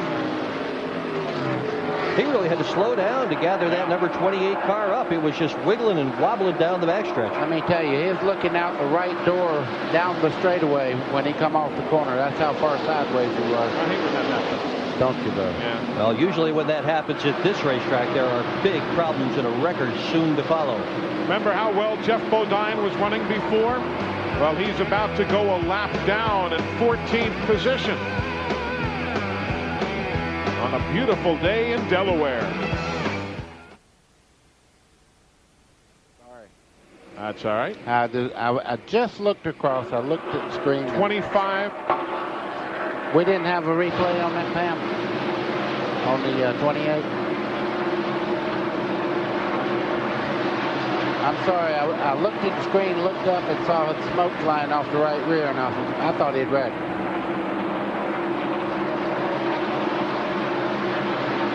He did. He wrecked. He just didn't hit anything. Man, I'm going to tell you, I looked up and smoke was boiling off the right rear.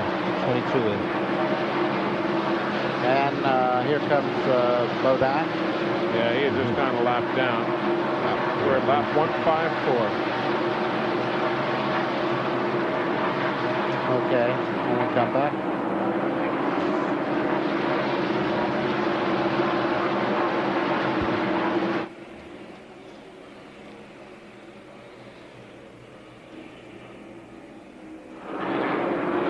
Ernie Irvan running in 8th spot right now. Here's what happened moments ago that brought the bellow from Mr. Baker. This is when I was yelling. That's the better part of that slide. That last part, he pretty much had it back under control there, but he really did a nice job of saving that race car. Most drivers out there would have crashed. Matt, remembering that people of all ages are listening on this Family Sunday, what did Ernie have to say on the radio? Well, Eli, he told crew chief Mark Reno, I don't know what happened. It just got out from underneath me a little bit. I just don't know. Mark said, Ernie, don't worry about it. Just get back into your rhythm. Rhythm is very important here, buddy. How tough is it to get back into your rhythm when something like that happens here on the high banks at Dover? You know, it's kind of like any type of sport that you play. You go right on. You really don't stop and think about it. What you do then is recapture and get everything back into focus and really start driving your pattern again. If you stop and worry about every time you slip on the racetrack, you'd be pretty much jumped. Some pit stops taking place. Jeff Bodine's been in. Ward Burton's been in. Here's Ricky Craven. He's just made a lap now, and they're still working on the repairs after that accident at lap number 88. Ricky is now a total of 65 laps down. He'll lose another lap here, so he'll go 66 laps down or more. But at least the Budweiser Monte Carlo out there to get to whatever points they can in NASCAR Winston Cup competition. Our broadcasting buddy Darrell Waltrip in the number 17 machine going yet another lap down. DW now being shown 5 down in the 24th position. 25 years in Winston Cup, and what a 25-year career it has been so far. Oh, yeah. Boy.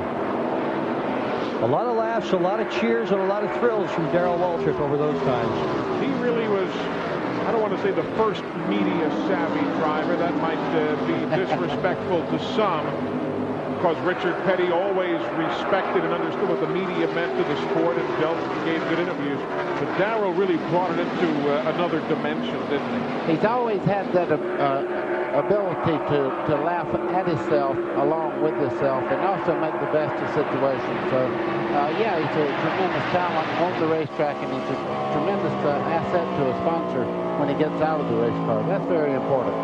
This is for the lead now. Kyle Petty has caught Mark Martin.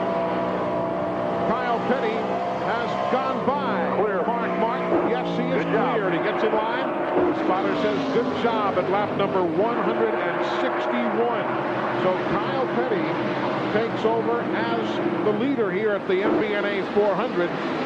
Kyle has led a grand total of 4 different events this year. He led Pocono for a grand total of 6 laps. He led 2 laps at Daytona in the Pepsi 400. He led 4 more laps in the July Pennsylvania 500 at Pocono. So a grand total of 12 laps led by Kyle this year, and now he's atop the board here at the Monster Mile, lap 161, when he takes the advantage and gives Pontiac a lead for the 16th different race of 1997.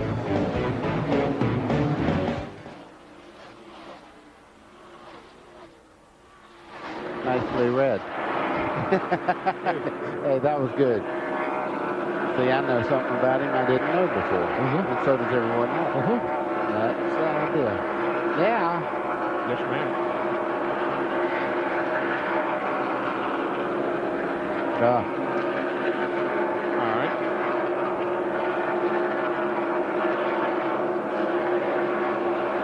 Okay.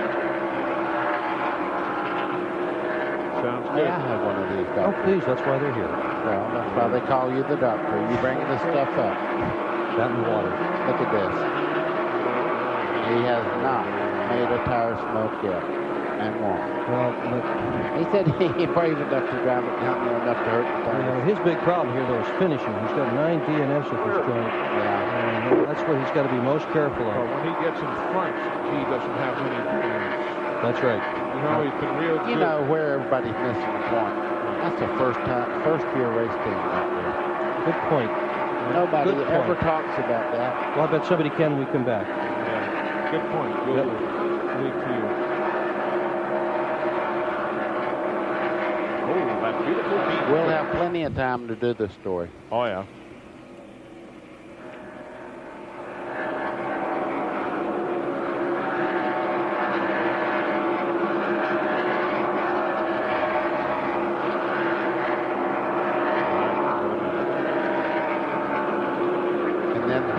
Over, he'll look the same again. Not this time. No, Buddy, so. I'm just kidding. It's cooler this time, too. Except in here. Yeah, it is hot. Get a little return air. Miss Oliver, did you touch it? No, Mr. McMullen did.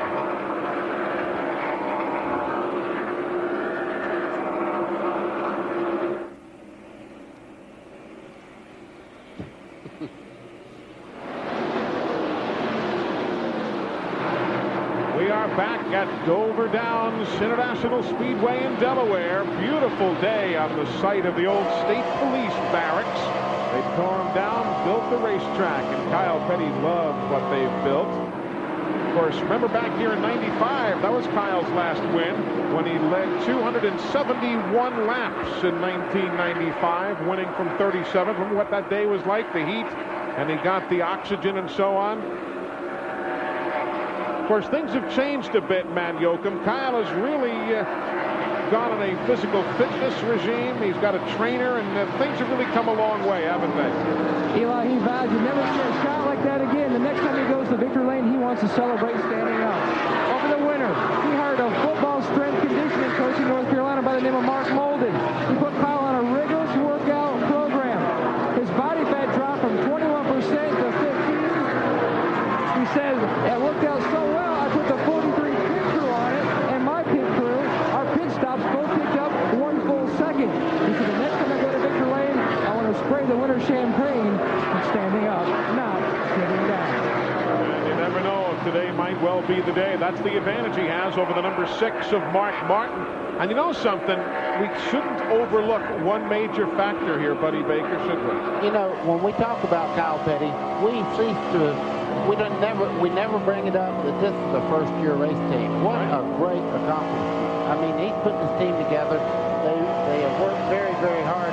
But to be able to lead a Winston Cup race in your first year, and, you know, if things go right, he's a contender to win. I said that earlier in the show. I think right now the car looks as good as anything out there. He's able to drive around the very bottom of the racetrack. It talks about physical fitness. He's got a guy chasing him right there every morning at 4:30, goes to the gym, works out. Mark Martin is in tremendous condition, so if he beats him, he'll beat him car-wise. He won't beat him condition-wise. I had a chance to visit with Mark Martin for our TNN Motor Madness show, the Friday night program. We did an interview at his home in Daytona Beach, Florida. That's his primary residence. And he's got a big old gym right there in the house. I mean, he's got the workout area right there. And you're right, he doesn't miss a day. You have to pump iron with him, Eli? I did, as a matter of fact. I picked up the iron. I ironed a few shirts. And, that's not what you were talking about, huh? No, not exactly. Yeah, he's really into it. He is. We're at lap 175. Pit stops are taking place. Sterling Marlin was in a few moments ago. Rick Mast is on the pit lane now at lap 175. There you see the QBC team. Of course, QBC announcing, if you didn't hear, that they'll be sitting out 1998. They've been the primary sponsor on Jeff Bodine's number 7 Ford. And there's a good battle right there. Kenny Schrader in the 33, Ernie Irvin in the 28. That is 8th and 9th place, respectively. I can tell you this right now, and you don't have to ask the people in the pit right now. Ernie Irvin wants a pit stop. The tires, for some reason, after his first pit stop, this car has not worked as well as it did prior. So right now, he's hanging on for dear life, waiting on that next pit stop. While we're watching this battle, let's tell you that the 11th place car, Hut Strickland, has just gone a lap down. That was close. That's exactly what he's been doing every lap. You can see the 28 come off turn 2 just then, got completely sideways. That's about the second or third catch he's made like that on this one stop. Eventually, a guy's not going to catch it if he keeps going. He badly needs to have a pit stop. He needs a caution flag or something to get new tires on that car. That's 4th and 5th right there, and you see Gordon going up. Give 4th place to Ricky Rudd. So the Tide Machine, the winner here in June, now climbing even closer to the front. Let's check in with Steve Burns. Well, guys, we were looking at Ken Schrader just a minute ago. It's hard to believe. We've talked about guys who need wins. Schrader last one here in June of 1991. Now, this June, he was 6th. Buddy Baker, I've got a question for you. We heard Schrader say, I need more brake on the next stop. What does he mean by that? More brake? I really don't know. I can't imagine unless they have a way of adjusting the front brake, more brake bias in the front tires, or maybe giving it a little more rear brake. But usually the driver controls that, so I can't imagine what it is. That's the voice of Buddy Baker, who won 2 Busch poles here at Dover Downs. He finished 2nd here, Buddy did in 1974, among the 11 top 5 finishes that you had at this racetrack. I'll tell you what. This racetrack, I think of all the racetracks that I've ever been to, takes as much mental preparation as anything you do. You cannot go out there and just run by heart. You have to use your head here, too, to finish. Pit stops for Johnny Benson, for Ricky Craven, for Bobby Hamilton, for Terry Labonte.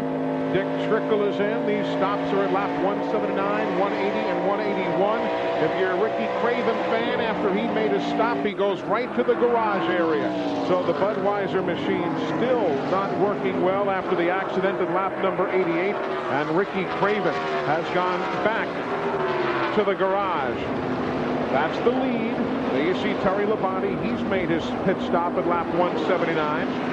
Now at lap 182, Joe Nemechek is in. Steve Grissom, Morgan Shepherd making his stop while we ride with the race leaders.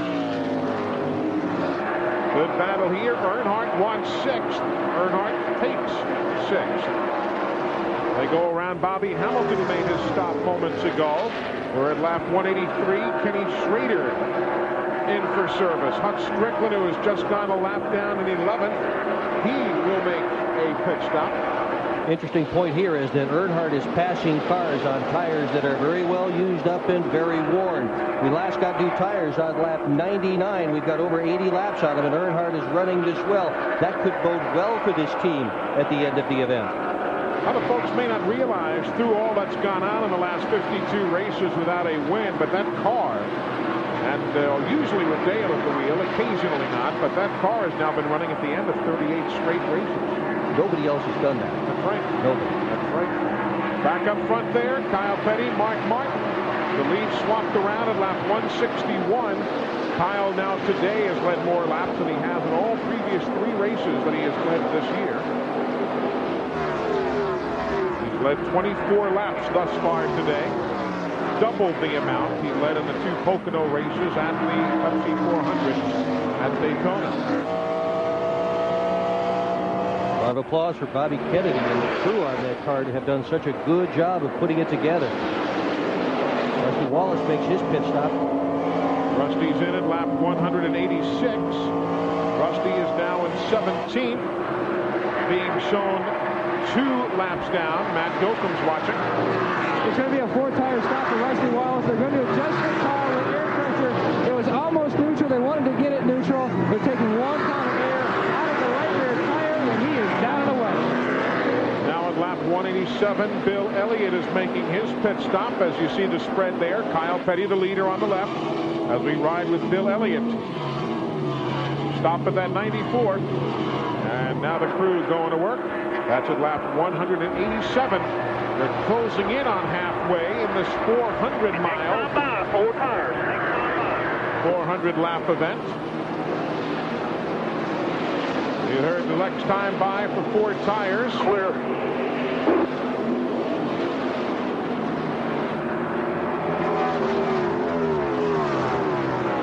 A stop-and-go penalty will be assessed to Jeremy Mayfield. He was too fast leaving the pit road. And here you can see Kyle Petty coming in. We say 4 tires. Ernie Irvin in as well. And 88 Jarrett is in. They shouted out a number. That was the number of the RPMs on the tachometer so as to not exceed the pit road speed limit. Ernie Irvin slid out of his box. They had to push him back. It's a 4-tire stop. They're going to try to tighten the car with air pressure in the right front. They're going to go back to their original air pressure setting. A long stop for Ernie Irvin. This is really going to hurt him. He's down and away. As is Kyle Petty. 5 seconds. Let's go to Glenn Jarrett. Okay, Matt, Dale Jarrett's in on the this end. They're putting a couple of rounds of fight in the car. Still a little bit loose to Dale's liking. Also 4 tires. Jeff Gordon is coming in. We see Kyle Petty go by. Dale Jarrett gets down and beats the 19.3. Great pit stop with the chassis adjustment. And here comes Gordon. We'll wait on him as he gets here. He was going to try to pit with Mark Martin, but Mark is getting better fuel mileage than anybody. We don't expect him for another 6 or 8 laps yet. Here's Gordon right now. They're also going to make a slight adjustment on his car. He thinks it's going to be a track bar adjustment. He has been complaining that his car is a little loose in and a little tight off. So there goes the adjustment on the track bar. Right sides are on.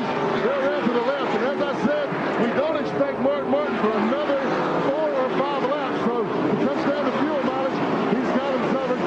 18.7 seconds. That's a great pit stop. Let's go back to Steve. When Ricky Rudd was just in, they made a slight tire adjustment, air pressure on the last stop, and he really got hooked up to the racetrack. But they just changed 4 tires and got him back on his way. No additional changes. So Mark Martin is the race leader, taking over the stop, or taking over the top spot, I should say, after the pit stop by Kyle Petty. Other stops being made now. Terry Labonte has been in here at lap number 192. A lot of muscle here in that number 6 car. Driver car performing very, very well together today. Dominating performance. I mentioned a couple of top 5s last white listing times here.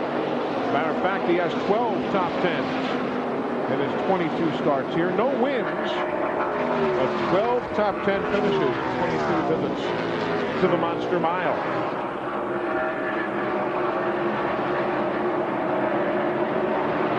Let's see if Mark comes in. No, he'll stay on the racetrack.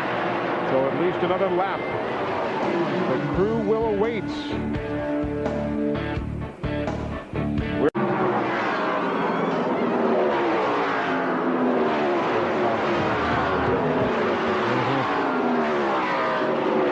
Today's exclusive TNN coverage of the Mbna 400 is brought to you by the more than 1,725 AutoZone stores across the...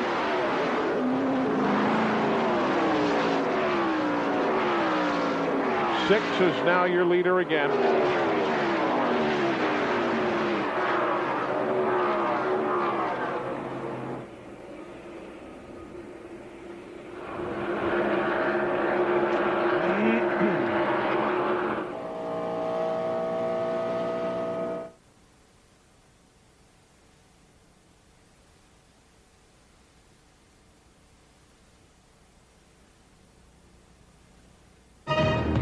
Today's exclusive TNN coverage of the Mbna 400 is brought to you by the more than 1,725 AutoZone stores across America. AutoZone, the best parts in auto parts.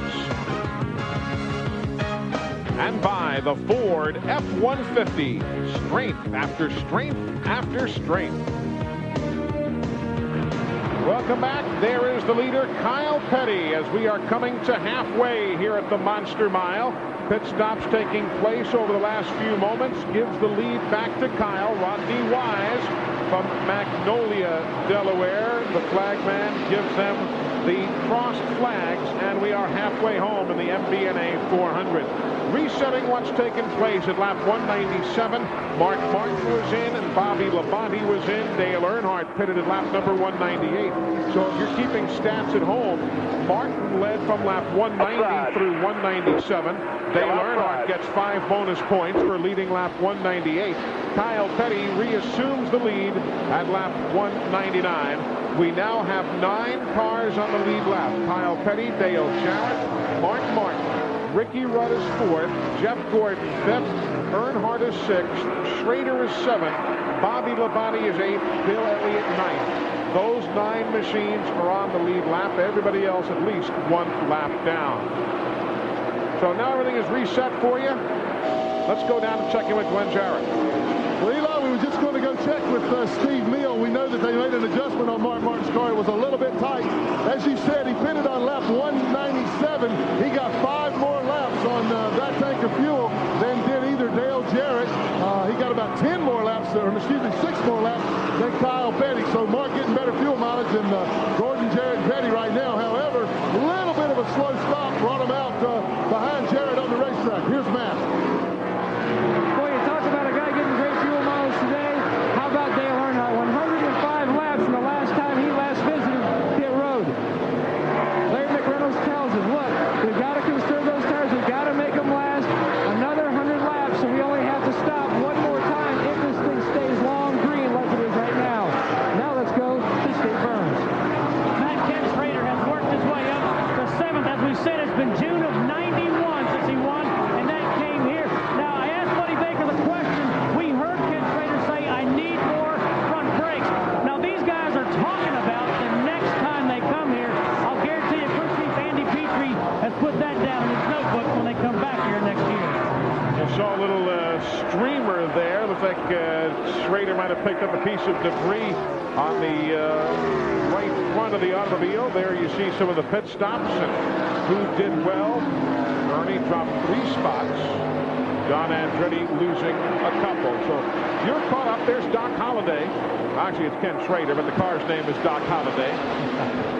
Kenny had a good day here Thursday. You know, he loves aviation, flies and all that. Went to the simulator over here at the Dover Air Force Base. Went into the C5 simulator on Thursday and had a great time. His regular airplane's almost a C5. I'm going to tell you what, that's a beautiful airplane. He's got his own Lear now. So from Daytona to Charlotte, 55 minutes. That'll work. Look at this battle here for 5th. Earnhardt got it. Give Gordon 6th now as Earnhardt grabs the position away from Jeff. Hey, could this be the day, guys? Hey, he's looking good. I'll tell you what, he didn't waste any time with Jeff Gordon. You can see he's running a very high line in the middle part, but if it works for the car, that's all you want. There's Kyle Petty now getting set to go around and put another lap on Rusty Wallace, and does. Rusty will be 3 laps down now.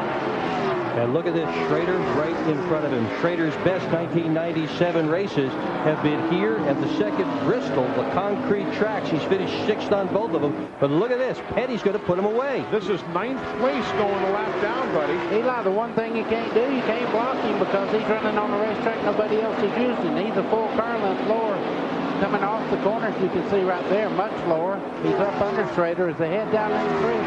You can see right there, I mean, it does not hurt his car at all. He can go right on the bottom. When he gets back in the fuel area, he ought to just motor right on by. You wonder what they've done on that car, the 33. You've got Terry Satchel as one of the engineers there. You realize that Kenny's best runs have been habitually of late on these concrete racetracks. He was 6th here in June. He was 6th at Bristol under the lights in August, a concrete racetrack. They've got something going for him, but they go a lap down. Jeff Gordon, he's running in 6th. You saw Earnhardt bypass him a few moments ago. Glenn, what are you hearing from that bunch? I'm down at Jeff Gordon's pit, Eli, and look at this. This is the right front tire that came off of the car. Look at this band of wear there. That's down to the steel belt. He ran about 5 to 6 laps longer than they had originally planned, trying to stay up with Mark Martin. What are they doing about it? This right here. Instead of going with stickers, the next set of tires they put on will be scuffed. Tires that have been run a few laps had some heat built in them, so the pure end becomes just a little harder. Hopefully will wear just a little better. They'll all find out together. Well, there's two things that does. Once you heat cycle a tire, you put heat in it, it makes the compound harder, so it does not wear as quick. So that's what they're looking for. Lap 212 of 400. Kyle Petty has that confident look in his eyes. We're coming back. He hasn't wavered an inch in the last hour. Kyle Petty, number 44, continues to run a very dependable line, and he does lead the Mbna 400 live here at Dover Downs International. We're riding with Kenny Wallace, who has had early problems. He's some 26 laps down, but he's giving us those pictures, running in 38th right now. Michael Waltrip, Robert Presley, Ricky Craven, the only 3 in the garage area. Pontiac with 48 laps led today. Pontiac still looking for a victory here in 1997. Of course, Chevrolet has victories from that guy, Jeff Gordon. And there you see the 15 wins among all of those Fords. That's pretty awesome, isn't it? It's an amazing graphic, isn't it? Yeah. Wow. Gordon all by himself with all of the Chevrolet wins. Wow. The last Pontiac NASCAR Winston Cup win was in Phoenix in '96 when Bobby Hamilton won. You know, when you watch this car go around the racetrack, I'm looking at the body movement and all. You know, there has to be a little influence there from their father, Richard Petty. He didn't just let Kyle hang around the shop when he was little. When I drove for him, Kyle was in the shop working on the race cars. He has a lot of knowledge himself. And, you know, putting a team together, we keep hitting on that, but he put this team together. And everybody's been asking, is he going with his father at the end of the year because Bobby Hamilton's moving on and Richard hadn't named the driver? Absolutely not. He's proud of his own race team, and he's going to stay right there. If you're a Robert Presley fan, he has just brought the number 77 back onto the racetrack. Drivetrain problems have been diagnosed. He is 81 laps down. So now only Michael Waltrip and Ricky Craven are out of the race.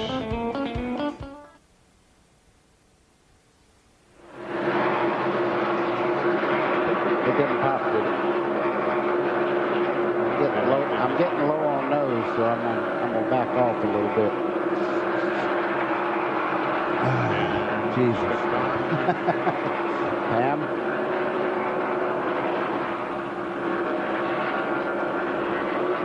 Yeah. Pam? Okay. Thank you. You have no idea how I I'm want to take suffering care of right some of the now. stuff too here. We need to get some of this stuff out of the way too. All right, what is the order? Pam back.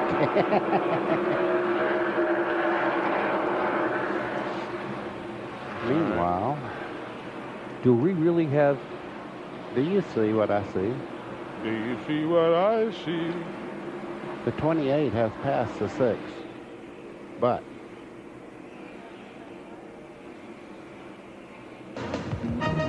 Winnebago Industries, the official motor home of TNN. Stop by your local Winnebago or Itasca dealer now and see the new models available. For more information on the Winnebago Motorsports team, give them a call at 1-800-643-4892, extension 2.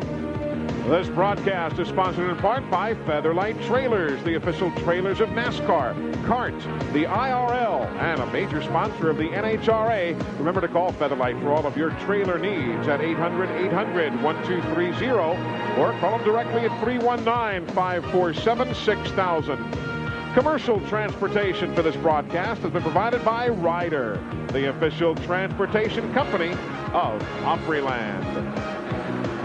Dover Downs International Speedway, there is your race leader, Kyle Petty. Took over most recently at lap number 199 as he goes around Dave Marcus. Clear. There's Sterling Marlin. Let's take you further back so you know where everybody is. Sterling's running in 28th right now. He is 5 laps down. Made a stop early in the day at lap 79. There you see the number 94, Bill Elliott. He is running in 8th spot. He has just gone a lap down, Bill Elliott. You saw Dave Marcus there, the 71, also in that shot. Dave is 7 laps in arrears, running in 35th.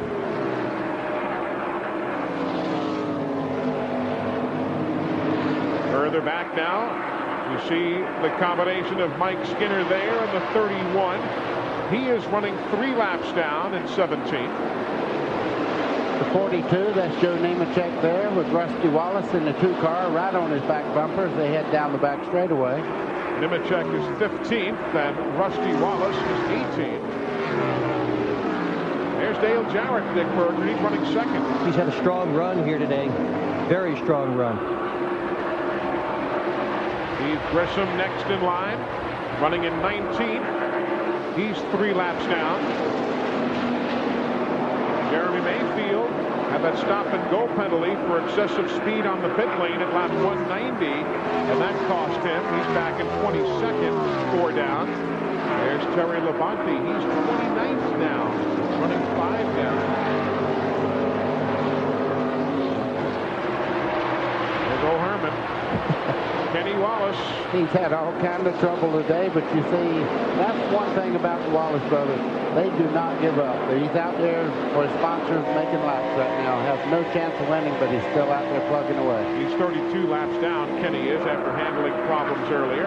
Then you see the 6 and the 33. The 6, Mark Martin, he's running in 3rd. Kenny Schrader's a lap down in 9th in the number 33 machine. Right there in the 28. Ernie's been around the lead for a good bit of the day, but now he's a lap down in 10th spot. And right behind him, Ted Musgrave, still looking for an elusive first win. In 30th spot, Ted is 6 laps down. Rick Mast qualified well. He's now in 11th, a couple of laps back. There's the Remington team. Now you pan back to David Green. David's still looking for his first top 15 finish of the year.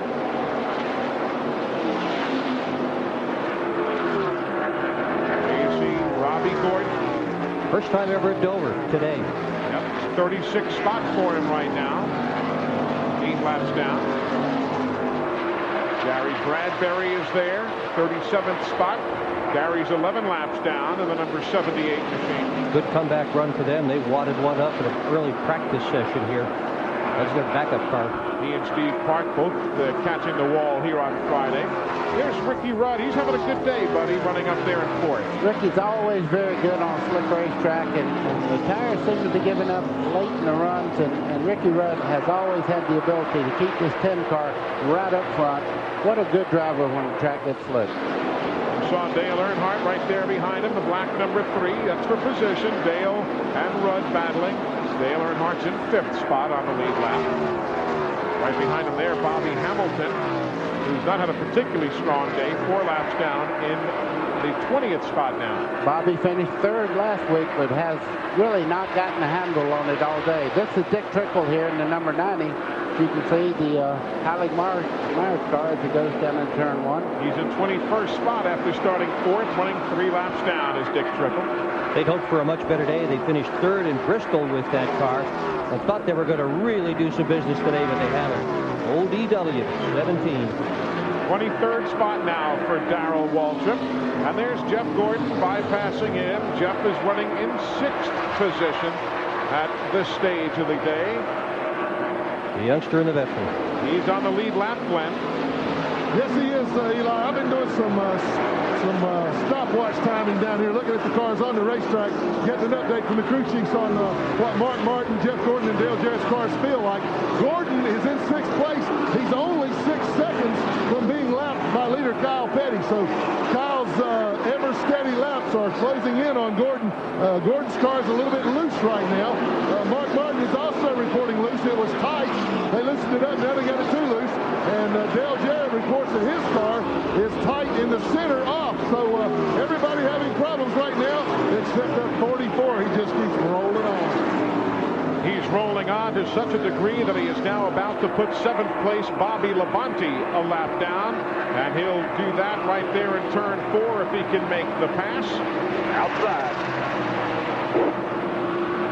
Still outside. Clear. We're at lap 241 here in Dover. We'll continue our look at the entire field when we continue.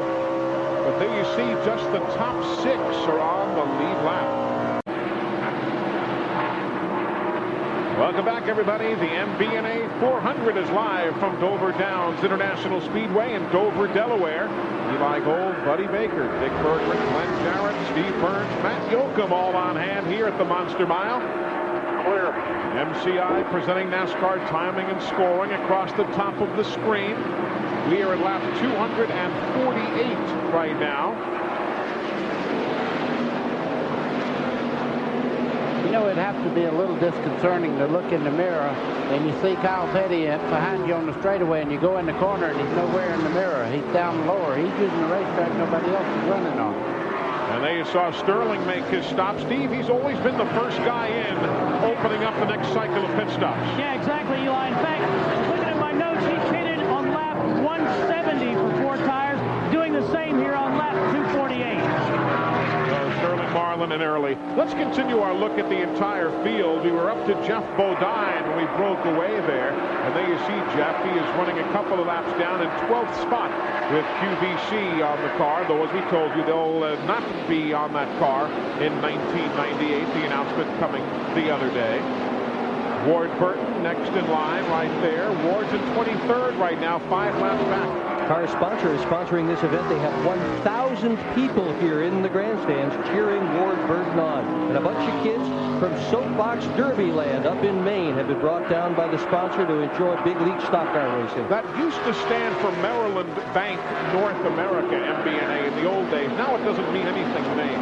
It's just technically, that is now the name unto itself. But that's what those letters used to stand for. We talked about Darrell earlier, so let's bypass him to Morgan Shepherd there in 25th. Morgan's now 5 laps down, back on board with Richard Jackson. And it was so much fun for him to go back in the garage area. Men were shaking his hand. Women were walking up to him and hugging him. Welcome back to Winston Cup Racing. This guy has had a smile on that has gone from ear to ear from the moment he has entered the garage. So there you have Morgan and Darrell Waltrip running in tandem. Darrell, we mentioned earlier, is in 25th spot. There's Chad Little having just made his pit stop. He pitted at lap number 248. Chad is running in 36th right now, some 8 laps down. But again, he's just made a pit stop. He's also a broadcaster on TNN every once in a while. Yesterday in the Grand National Race, did a nice job on pit road for us. Always does. Great guy, very articulate. Very much so, and now we cycle back around to Kyle Petty right there. A couple of things you want to mention while we have a chance. I want to say hello to the men and women who are stationed at the Prince Sultan Air Base in Saudi Arabia. Dedicated armed forces folks, and they are big NASCAR fans. They get up at 2 o'clock in the morning, we are told, to watch the races, and nothing else is allowed on television when the NASCAR events are on. And right now, clear somewhere between 100 and 120 degrees temperature-wise. No shade. They live in tents. No sand, just a bunch of red dirt for those folks. And We want to say hello to all of those who have gotten up to join us early in the morning at the Prince Sultan Air Base in Saudi Arabia. Kyle Petty still leads. Second place right there, about to change hands. Mark Martin draws even with Dale Jarrett. Got him going into the corner. So give Mark Martin second spot now. Jarrett back to third. Lap 256. Rick Mast making his pit stop. Johnny Benson is for his. Also want to say congratulations to Alicia Kivligan. She is the general manager of World Sports Enterprises, the company that produces the telecast here on TNN and for many other networks. She and her husband Dave, parents now. Erin Michelle was born the other day. 6 pounds, 15 ounces. Wow, pretty good sized kids there. Mother, daughter doing just fine. Dave's always been a little bit off, so we assume, congratulations, guys. That's wonderful news. There you see Jeff Burton. He's running well, and that is certainly good news. Of course, as you may or may not know, Jeff has been dealing with a rare inner ear condition. Matter of fact, we asked him just the other day to explain exactly what it is that's been keeping him at far less than 100% of efficiency over the last few weeks of racing. There's a virus that attacks the nerve system. The nerve system of mine that it chose to attack was the system that takes a message from the inner ear to the brain and tells what's going on. Mine's messed up, and once it dies, once the virus dies, now you've got to rebuild that nerve to do the right thing. There's viruses like that cause paralysis. Obviously, mine's not that severe. And people have to learn how to walk again, have to learn how to move their fingers, and that's what I'm doing right now with my nerve, is it's learning how to operate again. Very, very strange, scary sounding. Matt, apparently he's doing fine, though. He's still in the race car today at a very difficult, physically demanding racetrack. Has Jeff said anything on the radio at all? Eli, like any athlete, the adrenaline has kicked in. We soldiered from 39th up to 16th and 3 laps down. This team desperately needs a top 10 finish. He is currently only 144 points behind Dale Jarrett, who currently sits in 4th place in the standings. Right now, his problem, this set of tires is not matched up as well as the last set. It's not the same tire code, and what that means when a tire is molded, it has a stamp telling you what day it was made. Well, this is not the same tire molded set that he had on the car the last run, so we're just going to have to hold on. The car's a little too tight. We're just going to wait for the next round of pit stops. He is right now in 14th, running 4 laps down. As we go to break, Kyle Petty the leader. Let's also say congratulations to one of our crew members, Ray Wetzel. He and his wife, Chris, celebrating their 1st anniversary, and they said it would never last.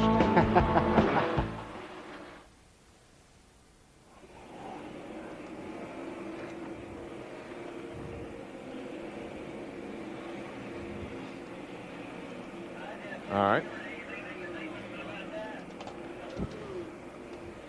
Yeah, it is. You got a garbage there, Bill? Thanks. All right, so it'll be bite number 1, huh? Bite 1. I knew somebody would jump in on that. I was just wondering which of the sickos it was going to be. Yes, congratulations. Well, here's what you've won. Pam. Go, Pam.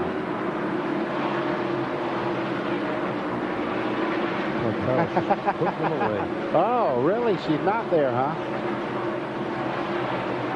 Yeah. Okay, who's next for Kyle? You tell her that when we go away to break, every once in a while, we want to talk to the guys. He's up to Gordon, right?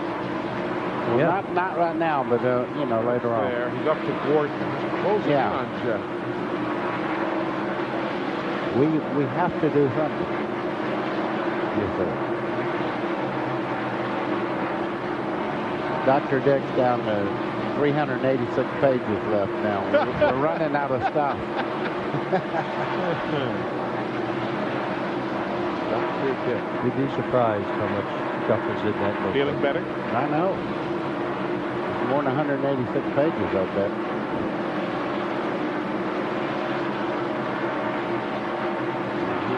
Make it lighter, make it brighter.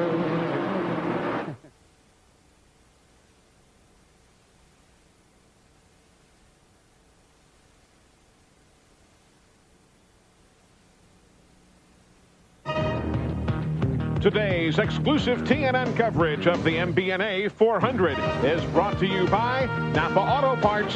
At Napa, we keep America running. And by the Exide NASCAR Select, so reliable it's the official battery of NASCAR. Welcome back to the Kyle Petty benefit today. We told you that Kyle had with a grand total of 12 laps coming into today's race. He's already led 84 today. Terry Labonte just scrubbed the wall. See the crease there on the right side of that number 5 Kellogg's machine? No caution flag. We are staying green. We've had only one caution today at lap 88 where Michael Waltrip at the turn 2 wall and Ricky Craven ran over some of the debris. And those are the only 2 fellas out of the event officially right now. Now Jeff Green is officially done for the day. So 3 retirees, but poor old Terry Labonte, he didn't need that, did he? You can see the right rear there. It got into the wall hard enough to make the sidewall on the tire white. So he really smacked it pretty good there with the back part of the car. Well, the stop here at lap 270, Matt. This is going to be a 4-tire pit stop for Texas Terry Labonte. Right side's going on. It's kind of a slow start. You can see them banging out. The right front fender is knocked in. This is going to be a slow stop for these guys, losing valuable time on pit road. Another team that desperately needs a good run today to try to get some points to stay good hunt in the top 5 in the points team. Here's what happened. He just got up and into the wall. That was a good shot of the debris that gets up against the wall. Right down as you leave the groove a little bit, not too bad. The closer to the wall you get, the more tire buildup, marbles as they call it. And that's the little squiggles of rubber that build up on the outside of the racetrack. Once you get in it, it's just like hitting sand. You go right out into the wall. Napa Auto Parts presenting NASCAR timing and scoring for you across the top of the screen. Terry Labonte in his 562nd consecutive start, winless in 37 previous visits here at the Monster Mile.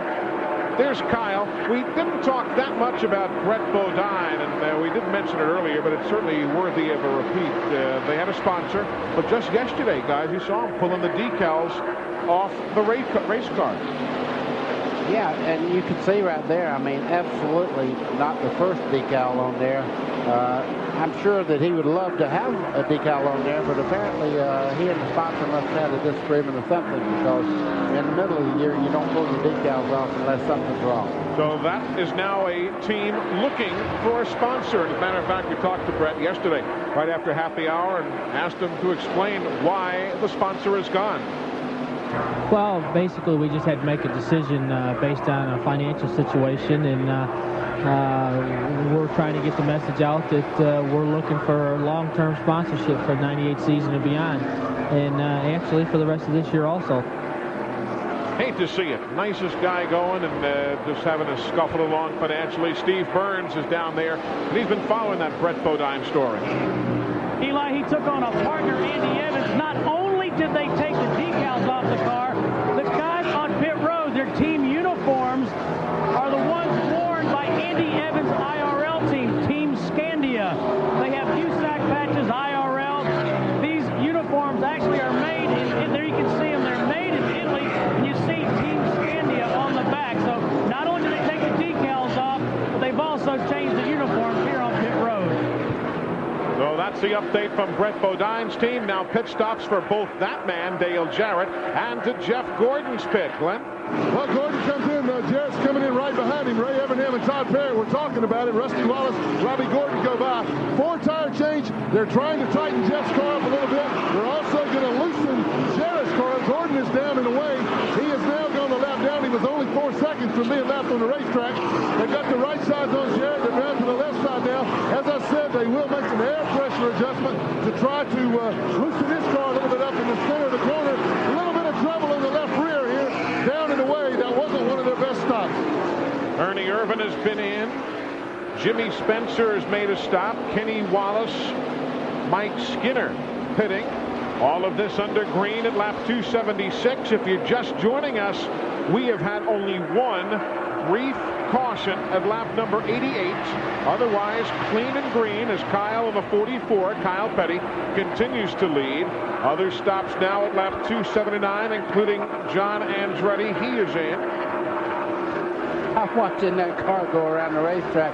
Every time they show the car, I think he's coming in the pits. He's running slow on the racetrack. But boy, is he getting the job done. Look how much space he puts on the car.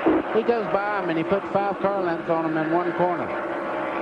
By the way, did you see, that story that Steve just did about the Brett Bodine bunch wearing the Andy Evans uniforms, Team Scandi and all?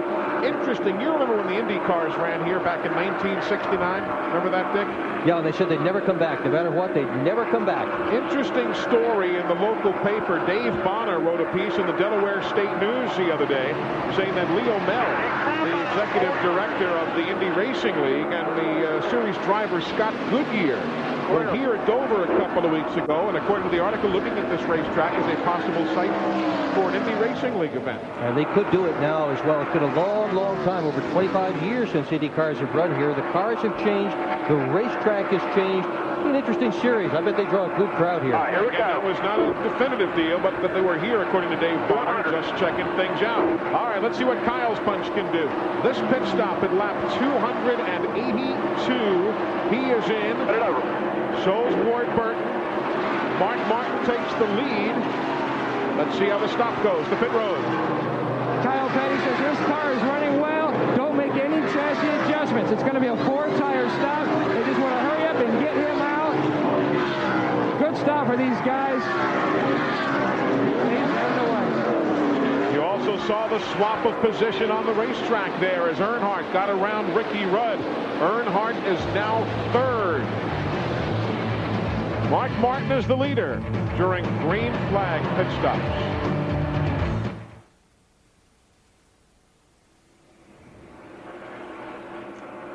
Here's Ricky.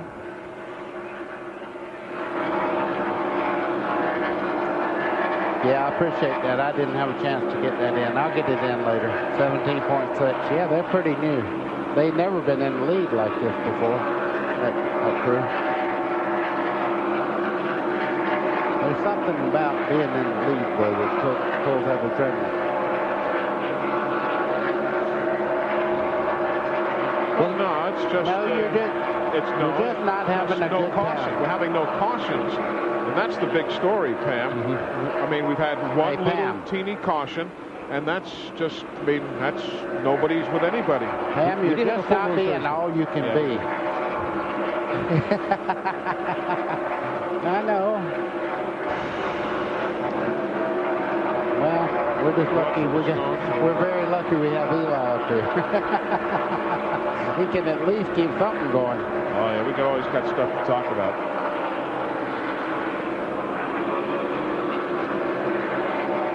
But that's what happened. You have no caution. If Kyle had stayed home, this would have been a dominant car. If he stayed home, Earnhardt would be in the lead. Had wings, they'd fly. Yeah, how about Earnhardt, though? Yeah, hey, this could be the day. He's now in second when... Yeah, a caution right now would really throw things into a... Yes, they would.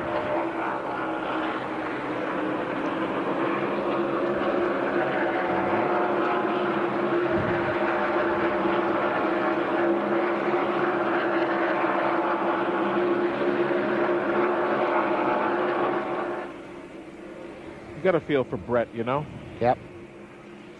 It's too bad.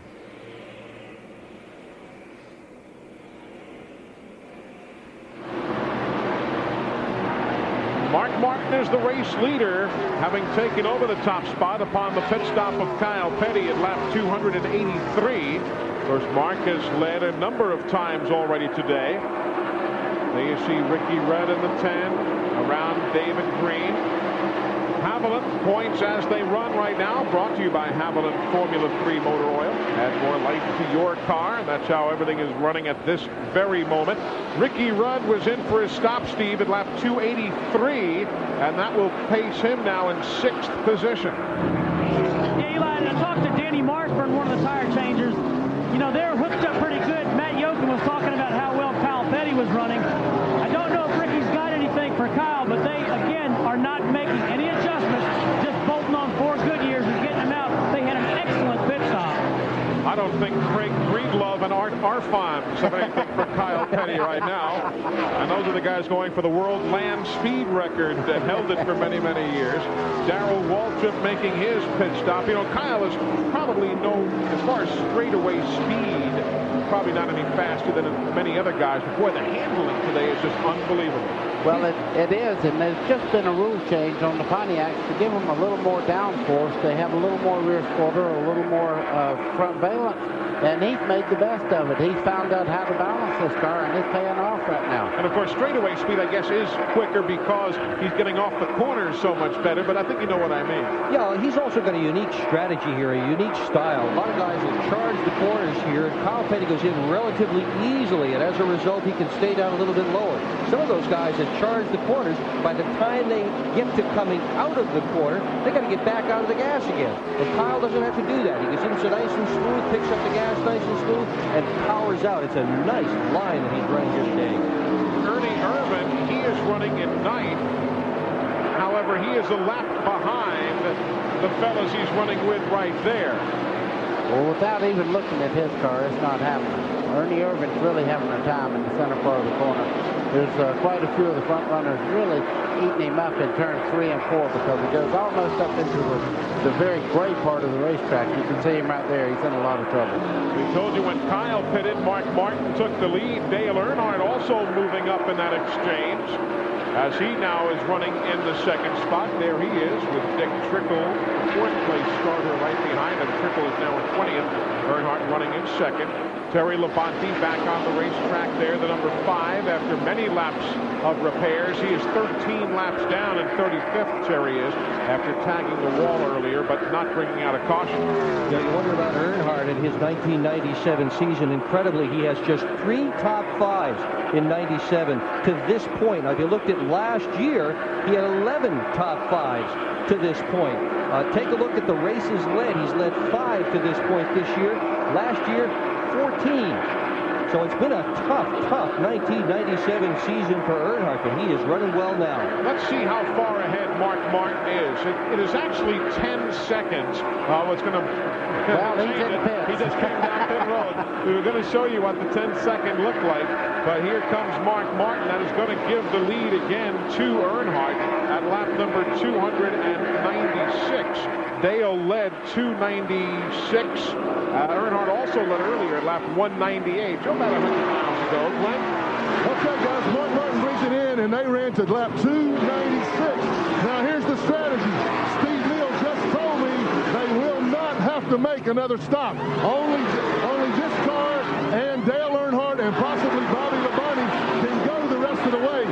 Jeff Gordon, Dale Jarrett, all the other cars are going to have to stop. I got him in 19.4 seconds. If this thing goes green, that will be his last stop, and I think ditto for Dale Earnhardt. There is Dale Earnhardt in the race lead right now. Comes to turn number 4. Will not pit. But Strickland, though, will go around him. Hutt has far fresher tires. Hutt was in at lap 265, so don't let all of that deceive you. Eli, as we watch this, one thing that could happen right now, if the caution come out, Earnhardt's still on the racetrack, he'd have everybody a lap down until he stops and makes this complete cycle of pit stop as he comes in right now. Here he comes. So the fuel cell was getting dry, and the Goodwrench Service Plus Chevrolet, along with Bobby Labonte, will both make their stops lap 300. Matt? Dale Earnhardt brings the car to a stop. Jimmy Elliott and Mark Armstrong going to work. It's going to be a 4-tire pit stop. The car is just a tad loose. They're going to tighten him up with air pressure. He only has to go the next 101 laps, and he'll go to mid-lane. He's the only other car besides Mark Martin at this point that we feel can go the rest of the distance without stopping. Now to Steve Burns. And Bobby Labonte just dropped off the jack. Peter Dillon, the gas man, trying to get every drop of gas in there. 20.4 seconds for Bobby Labonte. Kyle Petty is the race leader. He reassumes the top spot at lap number 300. And remember, only 100 miles remain. He ought to get better gas mileage. He's not going as far as him.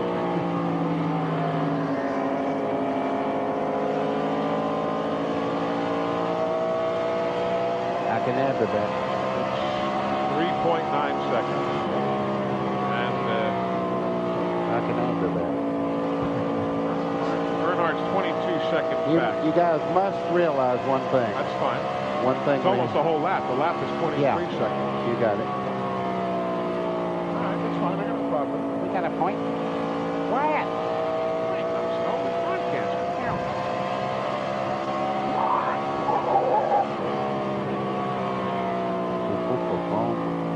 Here we go.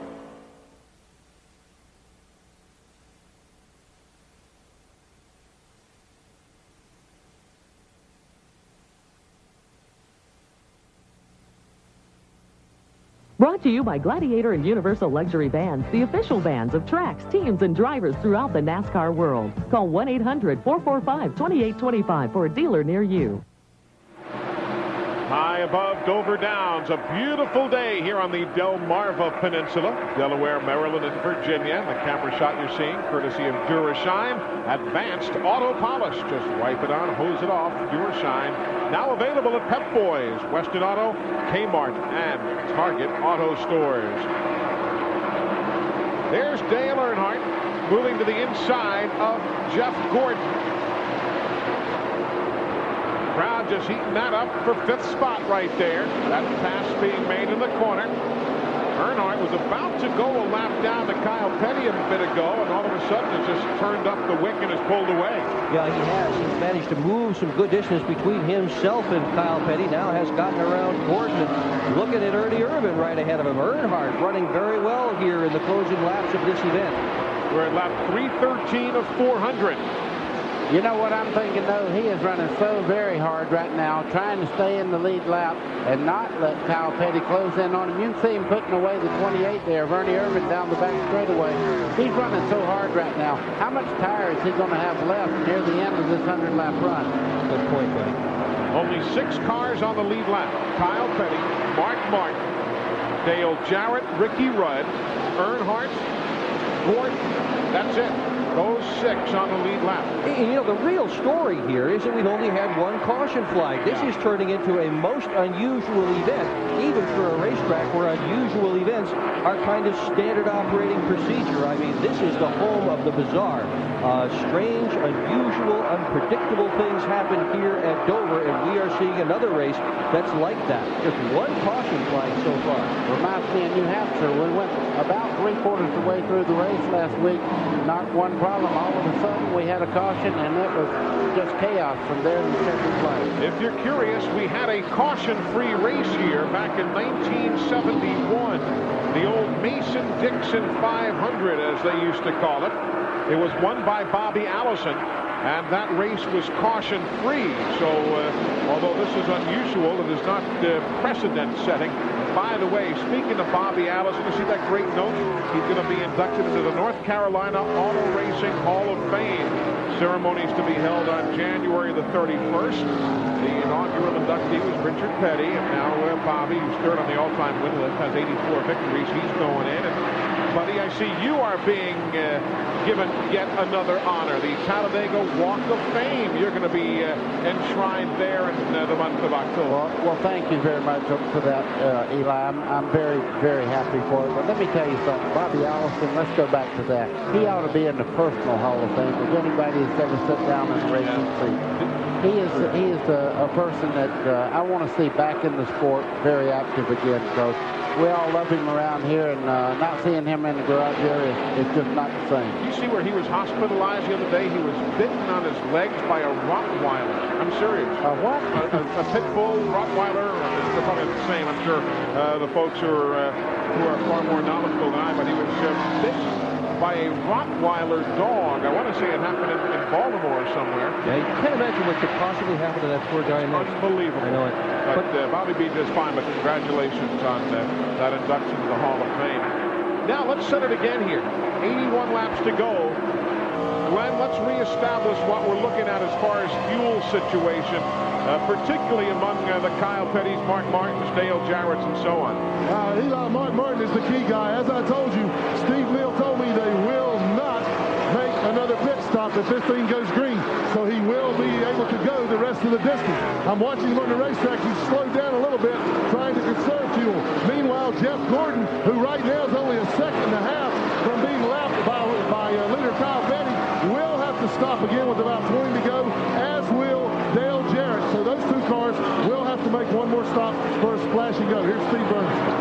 Glenn, following up what you said, we heard Jim Long, Ricky Rudd's crew chief, said, man, we better pray for a caution because we cannot make it. I also talked to Mark Cronquist, one of the engine builders on the 18 car of Bobby Labonte. They are in fine shape. They can make it the rest of the way. Let's go to Matt Yoakum. If we go green for the rest of the race, this race could fall into the hands of Dale Earnhardt. He went 105 laps on one pit stop round. They know they can go the rest of the way without stopping. Contrasting to Kyle Petty, he will come up 20 laps short. He will stop at about lap 380 for a quick gas and go.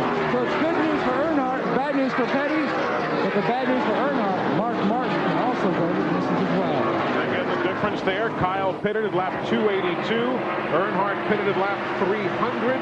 Mark Martin at lap 296. So there's a vast difference among those machines right now, as Kyle Petty does lead, but he still has to make a pit stop.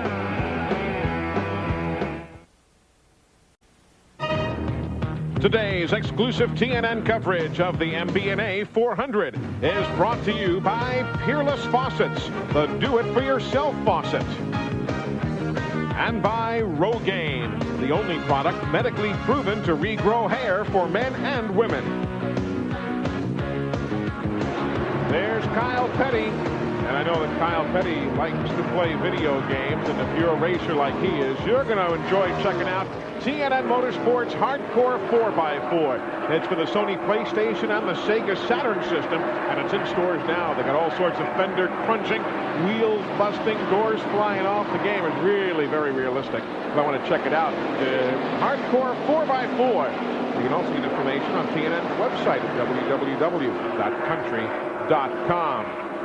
Well, Ernie almost had a little close encounter of the wall kind there. He's trying to run the same groove as the 44 and cannot hold it down. He got very sideways, but you see he is changing his line a little bit. That's what you do when a lead car comes by. The first thing you try to do is match that lap as you possibly can. You can see right there, trying to hold it down.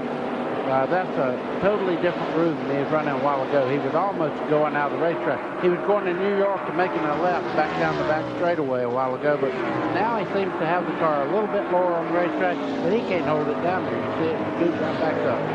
You saw the list of attrition. You can add Robert Presley to that list, the number 77 machine, also in the garage. So Michael Waltrip, Ricky Craven, Jeff Green, and Robert Presley. Let's set the interval for you here and show you what's cooking. There's Kyle Petty.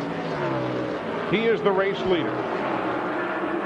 Kyle has got 15 seconds on second place, Mark Martin.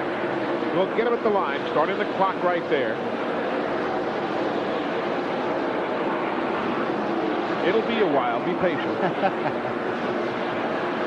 Wow. Almost there. Whoa, there's. Yeah, he just went by. Yeah, I thought it was 15 seconds, and now I was last time I checked.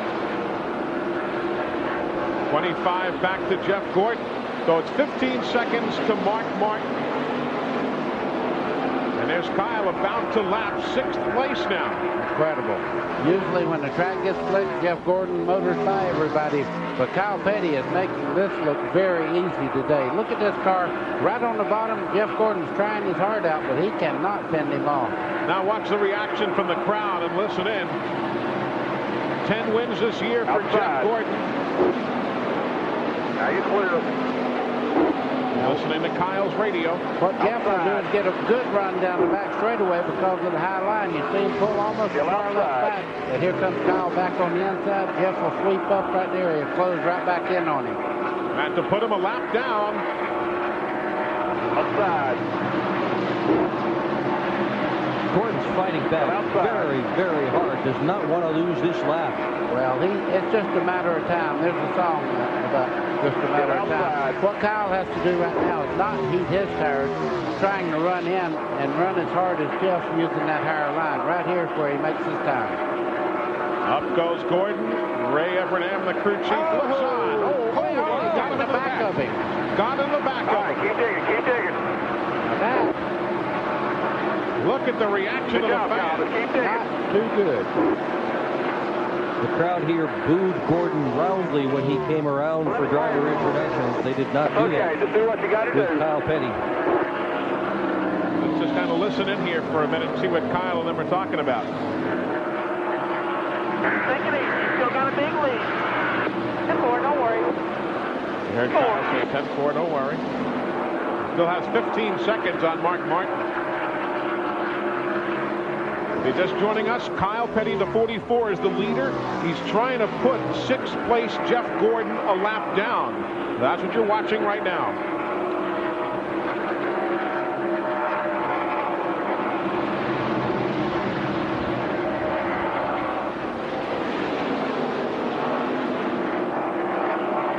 Gordon with that high line. Upstairs, same thing he did here in June. Petty not able to get him. Well, I think what Kyle's done right now, he just checked up. He's looking at where he's weak and where he's strong. He'll move back in on him. Here's what happened a moment or so ago. Ooh, I'm telling you. Of course, Jeff had more momentum coming off the corner there. Exactly what happened. Kyle slid up in front of him, what they call sliding in front of somebody, and he actually had a much faster car. Now, we'll use the lap car as a pick here. Yep, Gordon's caught behind Dave Marcus. Still outside. Well, Dave gets out of the way, but it's too late. Gordon a lap down. That man approves. That's racing at its best right there. His driver, Ernie Irvin, running in 9th right now. So only 5 cars on the lead lap. Kyle Petty, the 44. Number 6, Mark Martin. Number 88, Dale Jarrett. The 10 of Ricky Rudd, who won here in June. And number 3, Dale Earnhardt.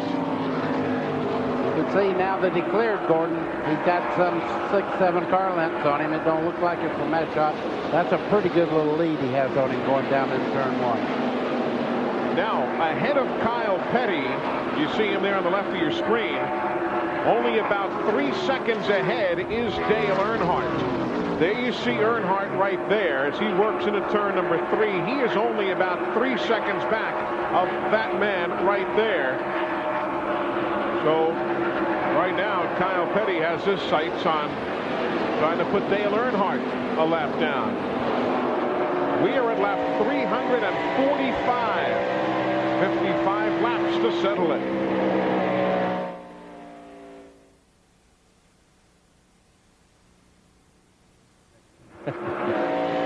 Thank you, Eli. I wanted to talk him through the Grissom thing. Using him as a pick.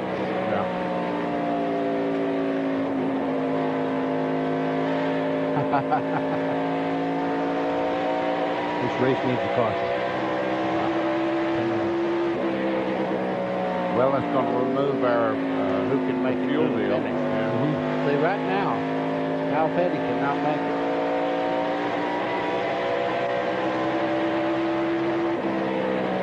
Six can.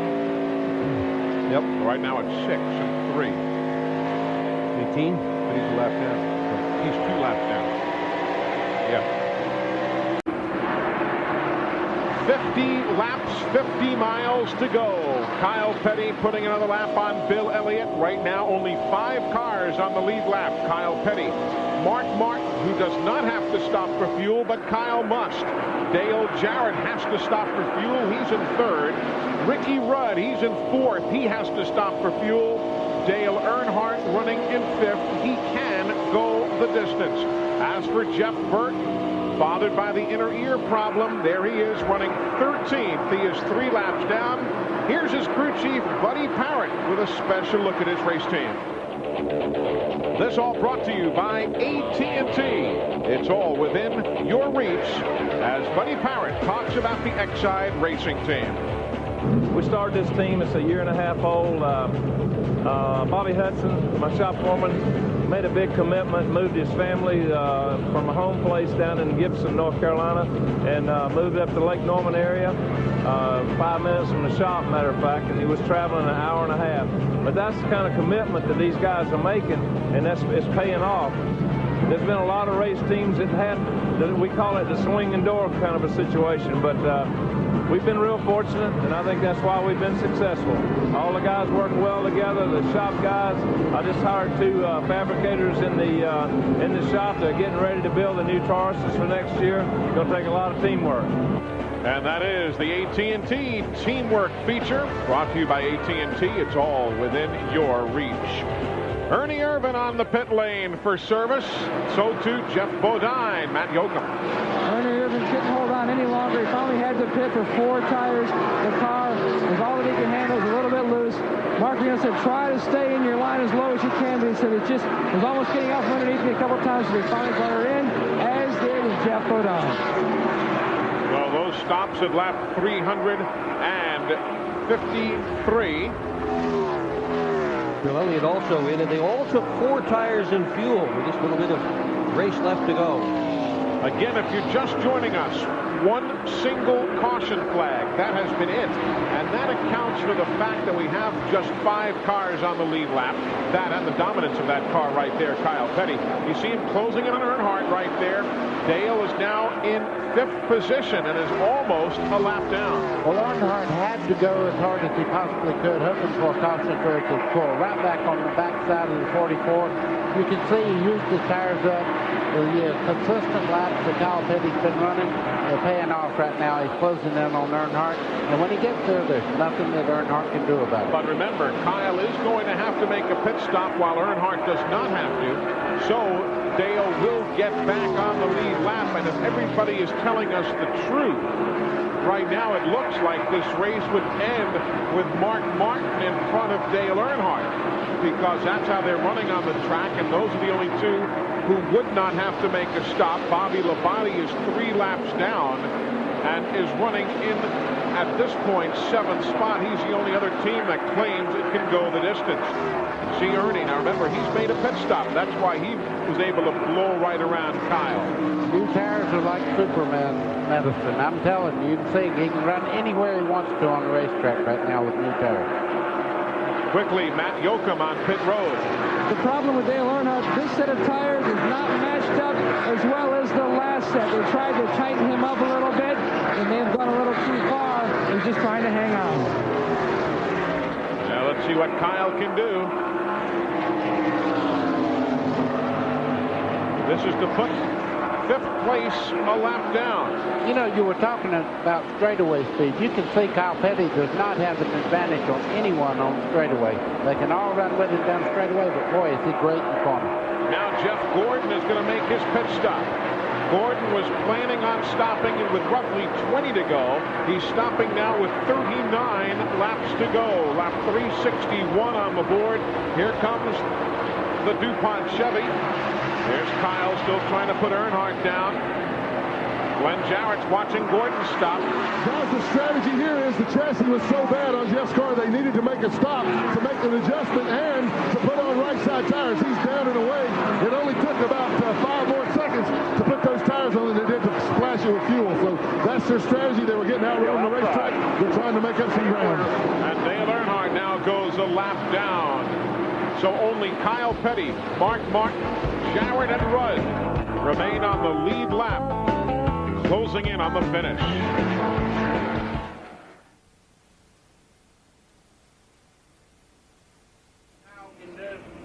Flash and go. Yeah. Yeah. Well, he's so far ahead, he may get away with it. What? The sign said, Paulie installed my faucet.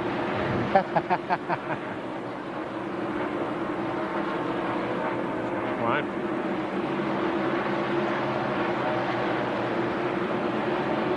Good thought. What the heck I did with it. We're all around. Take 7. Have you ever seen his wife? Clear. Yo. All right.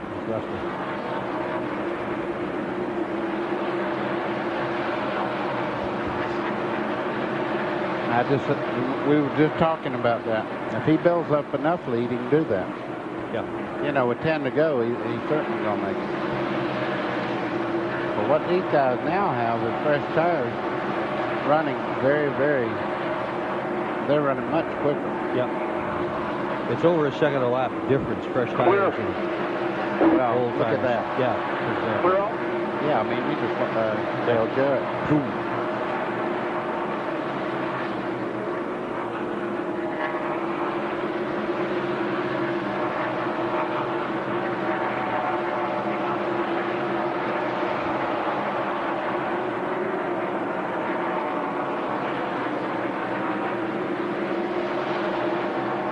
I take it Kyle has the most laps sewed up as far as extra points.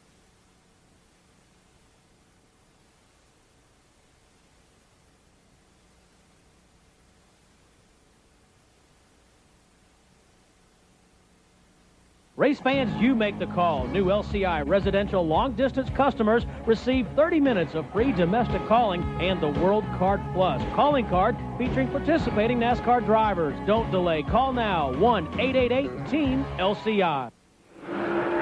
Welcome back, everybody. That shot high above Dover Downs, courtesy of Durashine Advanced Auto Polish. Just wipe it on and hose it off. Durashine is available at Pep Boys, Weston Auto, Kmart, and Target Auto Stores. We are at lap 369, 31 miles to go in a race that has been slowed exactly once, briefly for caution, way back at lap 88. Nothing since. In the garage, Michael Waltrip, Ricky Craven, Jeff Green, and Robert Presley. Kyle Petty is the story, but again, Kyle has to make a pit stop.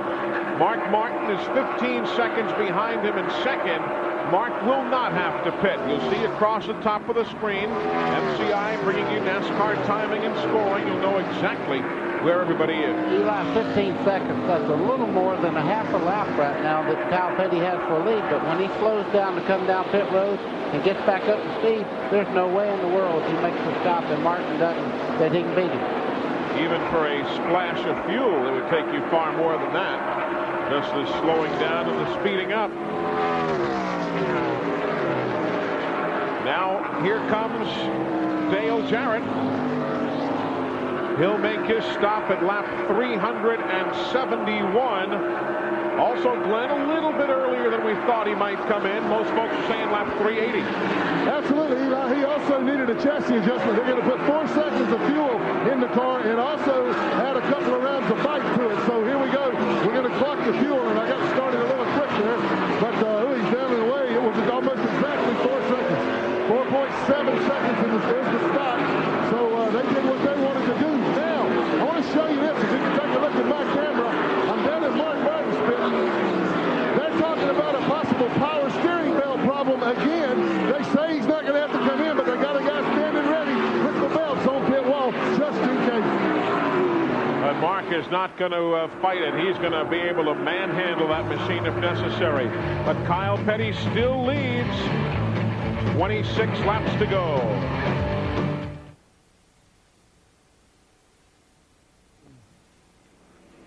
What's the deal with the power steering on that car? That's the second time. Yeah. They must be trying a new pulley or something. But then Richmond, he had to put his elbow up on the steering wheel. And Remember that? Yep. Yeah, they just get some sort of misalignment, but it doesn't seem reasonable that would happen 2 races. Well, that could certainly slow him down. Oh, yeah.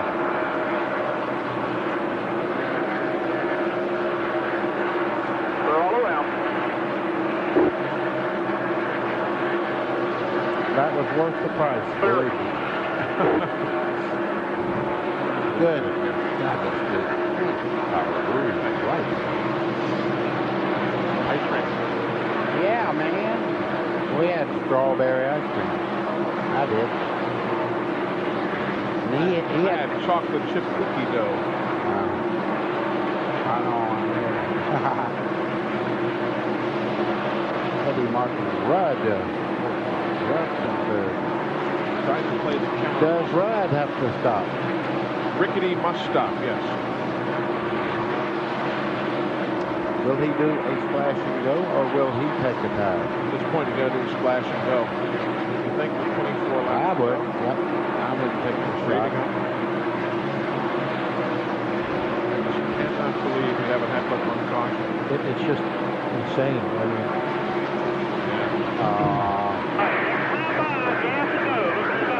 go right there. Yep. You could hear it. Heard it. Gas Is that and Kyle? go. Yeah. That was Kyle. What's that, We're Kyle? all around. Is that Kyle? Yep. Well, he's going to make it happen now, huh? Just while we were Yep, away. here he comes. While we were away. Way to go, Tam. Here we come. 3,100. Lap 30, 378.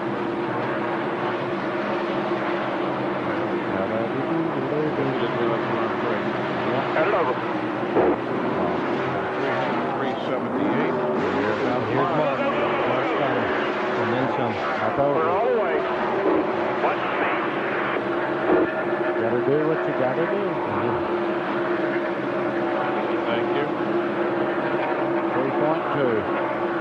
All right, hammer down. Oh, he gets sideways going out of the pits. You see that?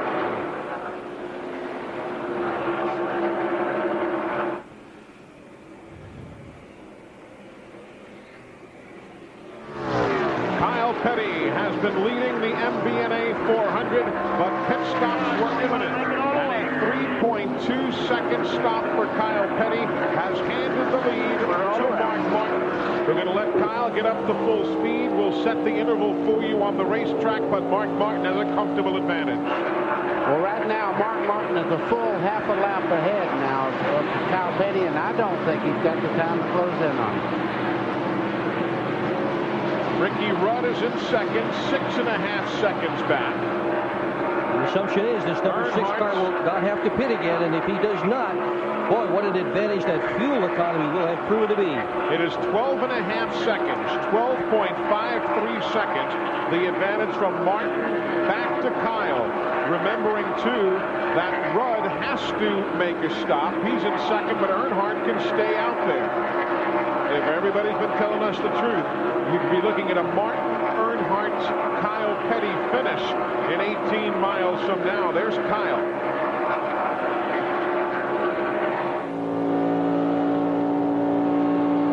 Riding with Hut Strickland.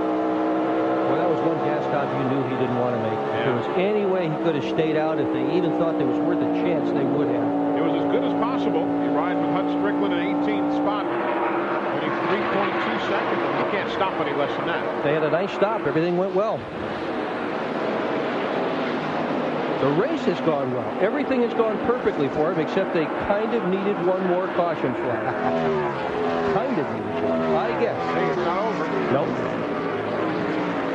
The monster has been slumbering today, but you don't know what time his wake-up call is due. You never want to see a caution, but it would turn this race right back into a horror show with just a few laps to go. It is Martin by 6.5 over Rudd, by 11 over Earnhardt, by 13 over Kyle, right there. When they get in the corner, you can see how the black marks go all the way up the racetrack now. Pretty much, you can count on the black that's real low. That was pretty much put there by the 44 car, Kyle Petty. He has consistently run lower on the racetrack all day long than anybody else and been so fast down there. Riding along with Bobby Labonte. You can see Mark Martin can almost smell victory right now, but he knows it's his race if he does not make a mistake. Not planning to stop. You can see Bobby Labonte as they head down the back straightaway. These cars are very even in a straight line. Whoa, I take it back. He saw Mark Martin and moved over and let him go there. And Martin's going to be thinking points as well. He's in first right now. Gordon, the guy he's racing for the championship, is in 7th position. Steve Burns. And Ricky Rudd just came in, did the same thing Kyle Petty had to do. Take 3 seconds worth of gas, and he's back on the racetrack. 3.1 seconds. And that will cycle it around, as we had mentioned, to a Martin, Earnhardt, Kyle Petty run. 11 seconds over Earnhardt, 12.5 over Kyle Petty is that man, Mark Martin, who's looking for his 4th win of 1997. He won most recently back at Michigan in August. He's also looking for his first ever Winston Cup championship. And he says this is the year. This is the time for him to do it. He came into this event a good bit behind Gordon, 139 points. He knows he can't make it up on the racetrack. He says it's going to have to be opportunity going in his direction. And this is opportunity. Closing in on the finish. It'll be 10 laps to go next time by for Mark Martin, who has never won in Winston Cup racing here at today's exclusive TNN coverage of the MBNA 400 is brought to you by Kmart. Get the Exide NASCAR Select battery at Kmart. And by Genuine Chevrolet, the cars more Americans trust. Mark Martin continues to pace the field. 4 miles to go. You know, he won at Talladega in a caution-free race. Looks like he's going to win here at Dover with only 1 caution. You know, this started at the first pit stop cycle, though. He stretched his fuel mileage. He stretched his fuel mileage the next stop. This is the thing you plan. He's not lucky. He drove a controlled race. And the guy who's in second did the same thing. Earnhardt's team has been very smart today. He's running in second position, and he, too, can stretch his fuel.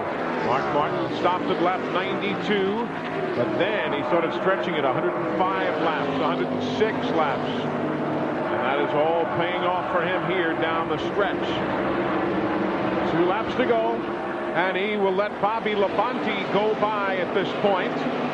Bobby, having made a stop at lap 300, has 4 laps fresher tires, but he let Bobby get on by.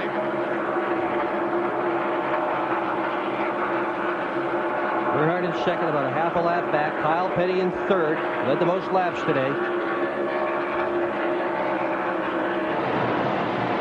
The race leader.